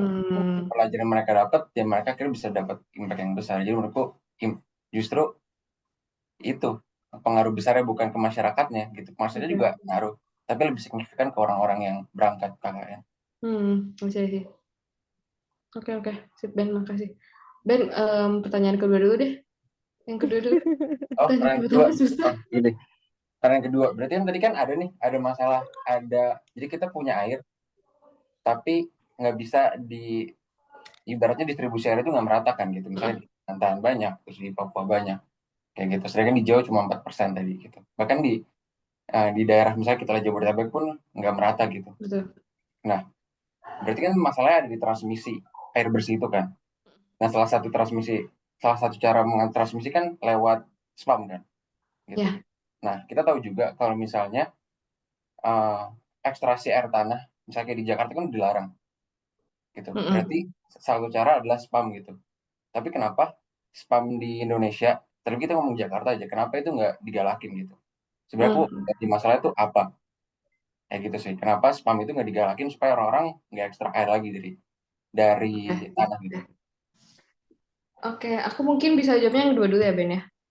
Ini menarik sih yang dua ini, terutama mungkin kita kalau konteksnya Jakarta ya sangat bisa banyak yang dikupas gitu.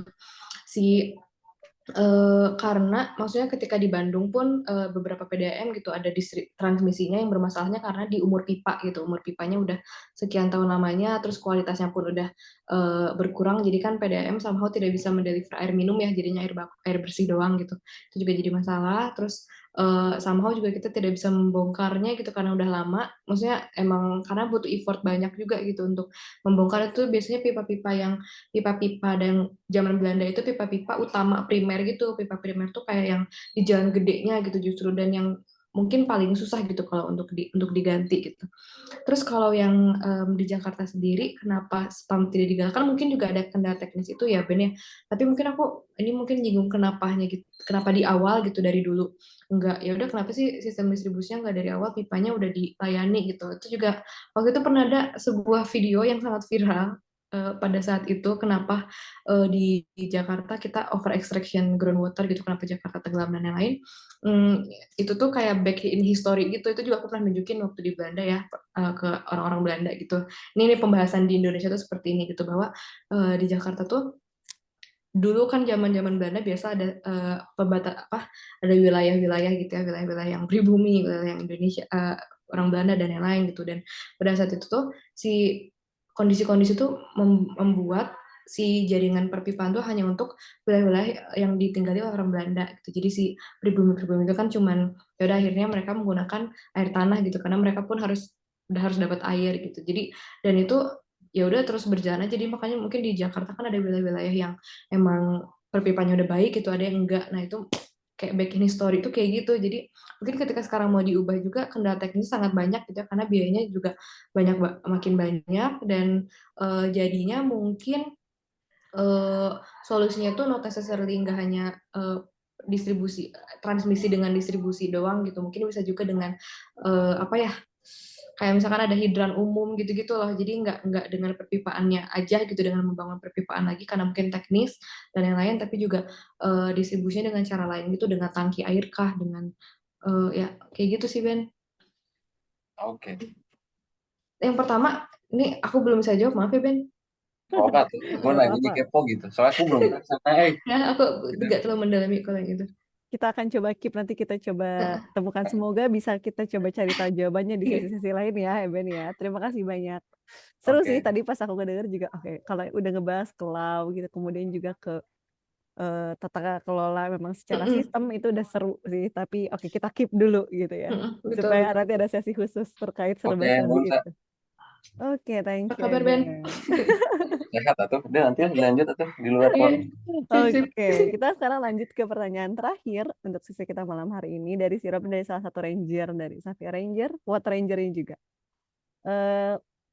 Katanya gini, untuk mungkin kebanyakan masyarakat sekarang buat minum itu pakai galon isi ulang yang 5.000-an, dan mungkin ada sebagian yang panasin air sumur, termasuk di rumah aku, karena emang mama aku nggak suka air galon. Dari yang kakak pelajari, lebih baik pakai yang mana ya? Dan apakah ada cara yang mudah untuk mendeteksi air kita layak atau enggaknya?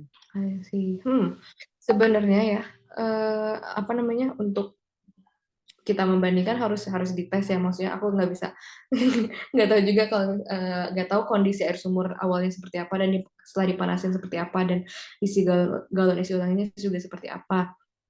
Cuma aku inget deh waktu zaman mikling mikrobiologi lingkungan, kan salah satu tes airnya tuh di galon isi air ya, galon air isi ulang, dan itu cukup tidak baik sih kualitasnya ya untuk yang isi ulang. Karena mungkin ya pengolahannya pun belum terlalu advance atau apalah ya. Itu untuk mendeteksinya sebenarnya ada nih beberapa, ya kalau misalnya kita mau ke lab ya of course ya, untuk parameter-parameter yang jelasnya gitu. Cuman ada juga nih, aku ada alat juga yang sederhana gitu. Aku juga tuh punya temen nih orang Cina. Terus dia tuh kemana-mana selalu bawa satu semacam tes kualitas air gitu, kalau nggak salah bisa tesnya pH, sama satu lagi apa ya, bukan BOD COD sih, atau oksigen gitu, dissolve oksigen, aku lupa, parameter penting gitu sih, parameter penting untuk air minum gitu. Jadi dia tuh kan dia di Eropa nih, jadi dia setiap ke negara-negara dia tuh ngetes tap waternya seperti apa kualitasnya gitu. Terus dia nyata, terus dia punya satu Instagram sendiri, jurnal kualitas air di berbagai negara yang dia kunjungi gitu, dan itu ada alatnya gitu sih kalau misalkan mau gitu untuk mendeteksi itu. Cuma aku nggak tahu ya kalau di Indonesia apakah ada, bisa dibeli terjangkau atau enggak gitu. Cuman ya itu, untuk mendeteksinya pasti kita harus tes kualitas gitu, kalau mau niat pasti ke lab, kalau enggak juga mungkin ada beberapa apa namanya, tes yang sederhana gitu, kayak misalkan pH kan kita dulu SMA belajarnya bisa pakai kertas dan yang lain gitu. Terus kalau misalkan dulu sih kita di TL terutama tuh ini ya Kak, mikrobiologinya gitu kan, kalau misalkan air tuh gitu, dan itu emang harus pakai prosedur tertentu gitu untuk mendeteksinya gitu sih. Cuman ya ada beberapa tingkatan sih kalau untuk kualitas, karena kita juga bisa mendeteksi dari bau, dari tekstur, itu juga kita mungkin udah ke ciri lah mana yang bersih mana yang enggak gitu. Dari rasa juga mungkin ya, tadi ada yang dari PDAM ternyata bau kaporit gitu-gitu kan, itu juga sense kita sebagai manusia juga itu bisa salah satu patokan sih untuk mendeteksi si kualitas air gitu. Cuman kalau mau niat gitu, bisa tuh invest kayak temen aku gitu, beli alat gitu. Jadi benar-benar aware dengan setiap kualitasnya gitu. Oke, mantap. Terima kasih, Sa. Seru banget ya untuk pembahasan kita malam hari ini. Nah, teman-teman, sebenarnya sederhananya tuh kadang secara fisik kita bisa ngecek ya, baunya, rasanya. Itu kalau memang punya kandungan-kandungan logam, kerasa biasanya. Ada sense hal-hal itu kadang bisa kita coba cek gitu. Apalagi kalau kita udah pernah sebut aja merasakan kualitas air yang memang hasil dari PDAM. ambil aja contoh ke hotel gitu misalnya ya, atau ke area-area yang menurut kita ini tuh seger gitu airnya. Apalagi kalau udah pernah ketemu mata air, itu Ya, sebenarnya kita udah pernah nyobain seberapa segar air versi yang bahkan kita nggak pernah menguji kualitasnya, tapi kita rasa segar gitu gitu. Nah itu kan berarti kita udah punya sense-nya. Nah itu bisa mungkin singkat aja untuk mengetahui seberapa baik kualitas, walaupun sebenarnya itu juga tidak bisa ini ya, tidak bisa menjamin, tapi tetaplah kita juga bisa menghargai common sense kita sebagai seorang manusia ya gitu. Oke. Wah, ini ada pertanyaan satu lagi masuk. Oh ini kayaknya bisa sekalian untuk closing, saya ini bisa sekalian closing kalau aku lihat dari pertanyaannya untuk sesi kita malam hari ini juga. Jadi nanti Sasa setelah menjawab ini boleh langsung closing statement. Ini berkaitan sebenarnya karena dari tadi kita udah ngomongin masalah ya yang ada di Indonesia. Walaupun nggak spesifik di Bandung, tapi sebenarnya itu bisa memantik banyak diskusi di kemudian hari bahwa ada problem, ada yang tidak baik-baik saja dengan air kita. Nggak cuma tentang krisis air ataupun juga tentang krisis air bersih lebih spesifiknya gitu. Bahkan kalau tadi kita ngomong PDAM kan perusahaan air minum gitu. Kenapa nggak bisa langsung minum? Tadi juga Sasa udah nyebut gitu. Apa sih problem-problemnya nggak bisa langsung diminum? Walaupun secara target ya untuk bisa diminum juga ya kayak water tap-nya di Belanda gitu. Oke, katanya gini, apa yang bisa dilakukan dari kita di skala pribadi atau masyarakat untuk membantu menyelesaikan masalah-masalah air-air yang tadi disebut gitu ya. Lalu kalau misalnya mau bantu campaign masalah air-air ini, apa sih yang bisa kita bantu share dan dari mana sumbernya? Ini udah pas banget, ini udah sekalian closing. Silahkan Sasa, iya. Oke. Dari Haikal. Ini juga sih kalau aku mungkin mau share insight juga ke teman-temannya untuk ketika aku di reservoir di Sulawesi banjir gitu, kita kan isu air nih lumayan baru gitu ya tanda kutip. Terus kita juga lihat kita coba membandingkan sama sampah gitu Kak. Misalkan kalau misalkan sampah kita pilah terus kita mengelola itu dengan bertanggung jawab gitu, terus kita bisa melihat kan Kak si dampaknya gitu. Oke, jadinya rumah kita bersih, terus sampahnya nggak bau nih gitu. Kita ngasih sampahnya ke orang, udah clear gitu. Kita bisa melihat tangible gitu, bisa terlihat gitu. Terus aku membandingkan dengan isu air gitu. Misalkan kita membangun sumur resapan di rumah kita gitu, karena kita tahu penting nih untuk recharge groundwater, karena kita udah menggunakan air tanah terus. Kita harus berresponsibel, kita harus bertanggung jawab.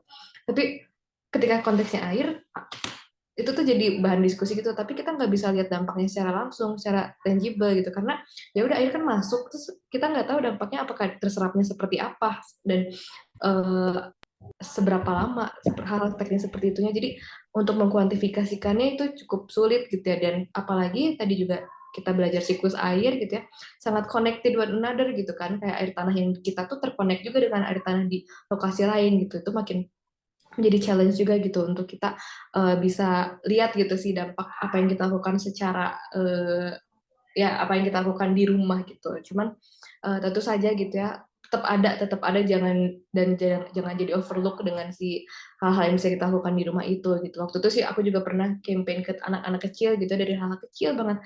Jadi kan salah satunya misalnya air wudhu gitu tuh juga bisa kita lakukan dari rumah, gimana kita bisa mulai conscious gitu dengan air yang kita gunakan, yang bisa kita hematnya di bagian mana sih gitu. Kemarin aku misalkan ke anak-anak SD, jangan lupa kalau mandi jangan lama-lama gitu, jangan setengah jam gitu, 10 menit cukup gitu-gitu. Nah hal seperti itu. Ini ada pertanyaan tambahan. Terus misalkan tentu saja karena kita reservoir fokusnya di water conservation ya, gimana sih kita dari rumah sendiri misalkan udah mencoba nih nampung air hujan gitu untuk nanti digunakan untuk menyiram tanaman gitu. Itu juga aku sama si Mami udah melakukannya di rumah gitu. Cobalah sedikit-sedikit gitu. Terus untuk menyerapkan air lagi ke dalam tanah itu juga kan bisa kita lakukan dengan misalkan bikin biopori. Kalau misalkan sumur resapan belum bisa karena mahal, biopori juga bisa karena kan cuma kecil, itu effortnya juga nggak terlalu besar dan sekalian bisa mengolah sampah organik gitu ya. Itu hal-hal sebenarnya banyak banget ya hal pribadi yang bisa dilakukan di rumah, dari menghemat air tadi, terus mereuse air dan lain-lain gitu. Kalau membantu campaign masa air ini apa yang bisa kita bantu share ya, dan dari mana sumbernya? Menurut saya dari mana ya sumbernya? Tadi ya sih yang aku bilang emang ya yang bawa isu air ini mungkin di medsos, ranah medsos relatif lebih sedikit gitu ya daripada isu-isu lingkungan lain seperti energi atau air gitu. Dan mungkin kita juga di Instagram Reservoir juga kadang kita pengen edukasi gitu ya, kayak isu-isu air terkini seperti apa gitu. Ada banjir di mana banjir, terus ada teknologi baru apa gitu untuk konservasi air gitu. Juga kita lagi ada campaign gitu di IG kami di Reservoir. Mungkin itu juga di Water Rangers gitu ya, Kak Lulu, ada salah satu bentuk kegiatan juga campaign gitu yang bisa ngasih tahu nih masalah air seperti apa, dan mungkin tadi juga walaupun ada masalah-masalah yang teman-teman tuh belum tahu dan bisa digaungkan gitu lewat media sosial gitu. Nih, oh iya ada tambahan nih. Iya, kita coba baca ya. Terakhir ada tambahan nih katanya dari Feni nih, nambahin jawabannya dari Kak Sasa tadi terkait dengan galon ya, tadi yang ditanyakan oleh si Rob ya terkait galon. Katanya gini, kalau dari program sanitasi total berbasis masyarakat oleh Kemenkes itu mendidihkan air lebih dipromosikan dan dianjurkan dengan prosedur minimal 5-10 menit untuk minimalisir mikrobiologi bersifat patogen. Kalau air galon itu seharusnya aman untuk depot-depot yang sudah sesuai SNI karena telah memenuhi syarat-syarat tertentu. Tapi juga concernnya khawatir dari pengelolaan kebersihan depotnya, proses sterilisasi yang maintenance-nya mungkin nggak rutin dan sebagainya. Gitu tambahannya. Ini untuk pertanyaan tadi ya? Iya, terkait galon ya tadi. Dari galon atau dari keran. Makasih banyak Feni jawabannya. Oke, alhamdulillah. Makasih banyak sekali lagi.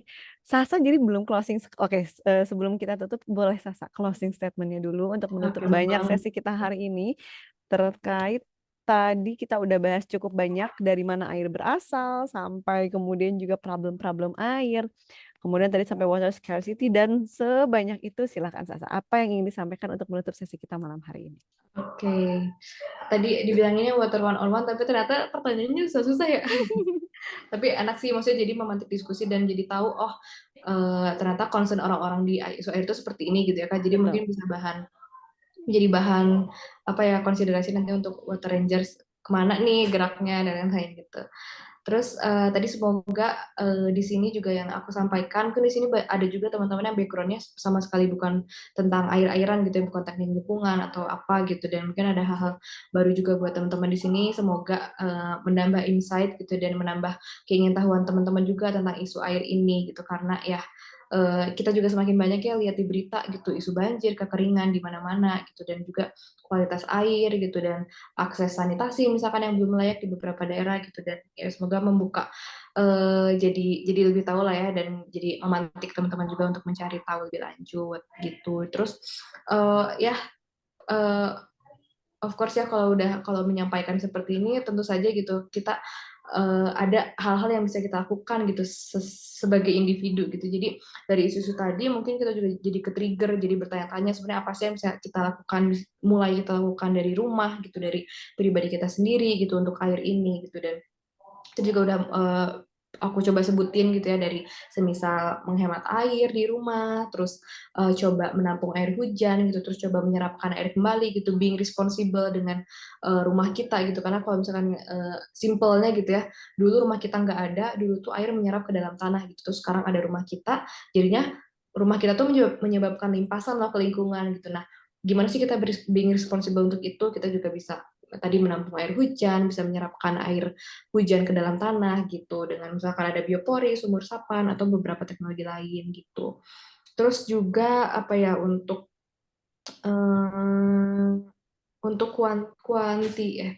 kualitas gitu ya, untuk kualitas juga kita udah bisa mulai aware juga gitu ya dengan ternyata gitu kalau misalkan isu di PDAM itu seperti ini gitu, kenapa sih rumah aku belum ada PDAM, belum terlayani dengan PDAM, terus kenapa air tanah di rumahku seperti ini gitu, mungkin filternya, jadi mungkin teman-teman jadi nggak juga ya di rumah harus pakai apa, dan si mekanisme air di rumah teman-teman itu seperti apa gitu juga mulai bisa teman-teman notice gitu.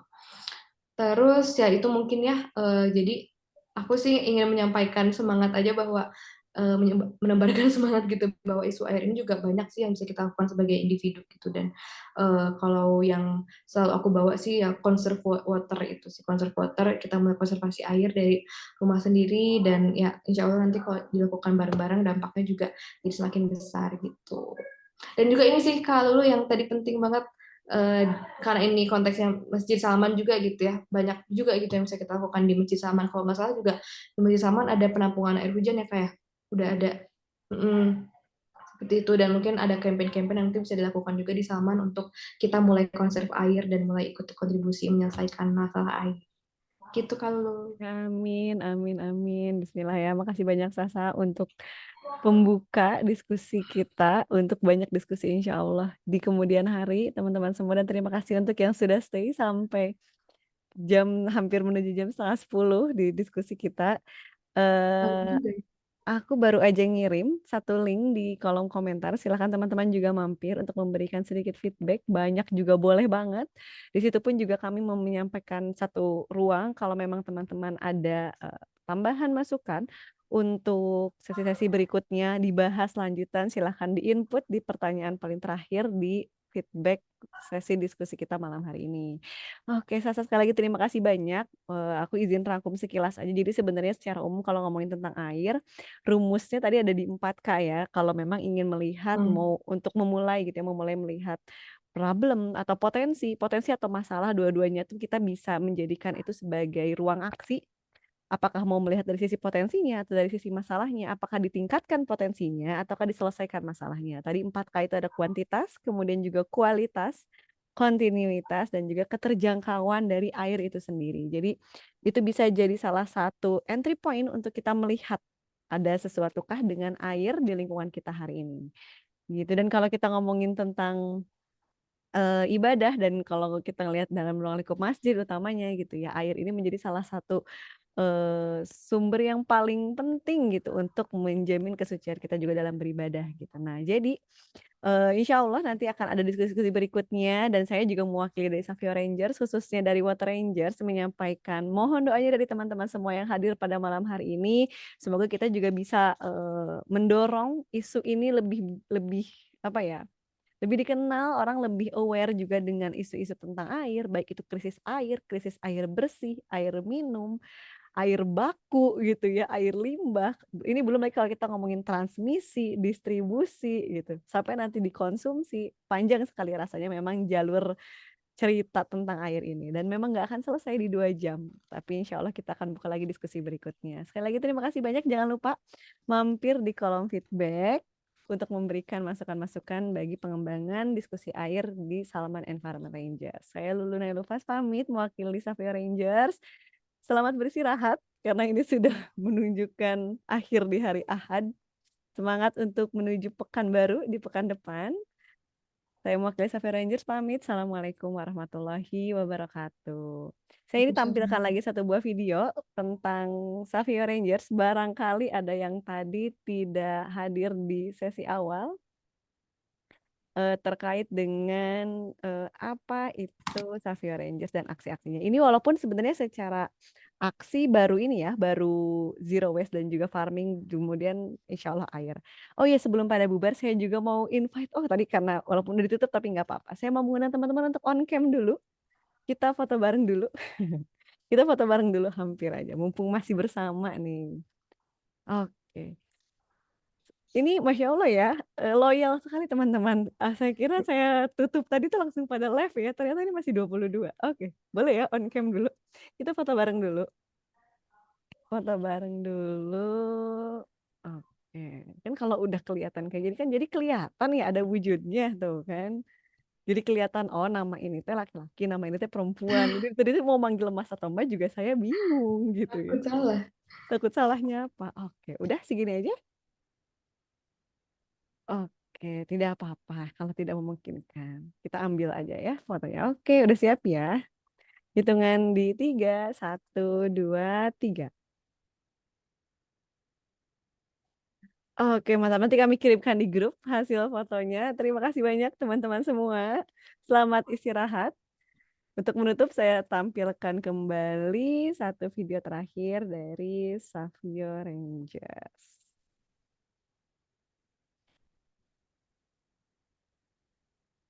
Thank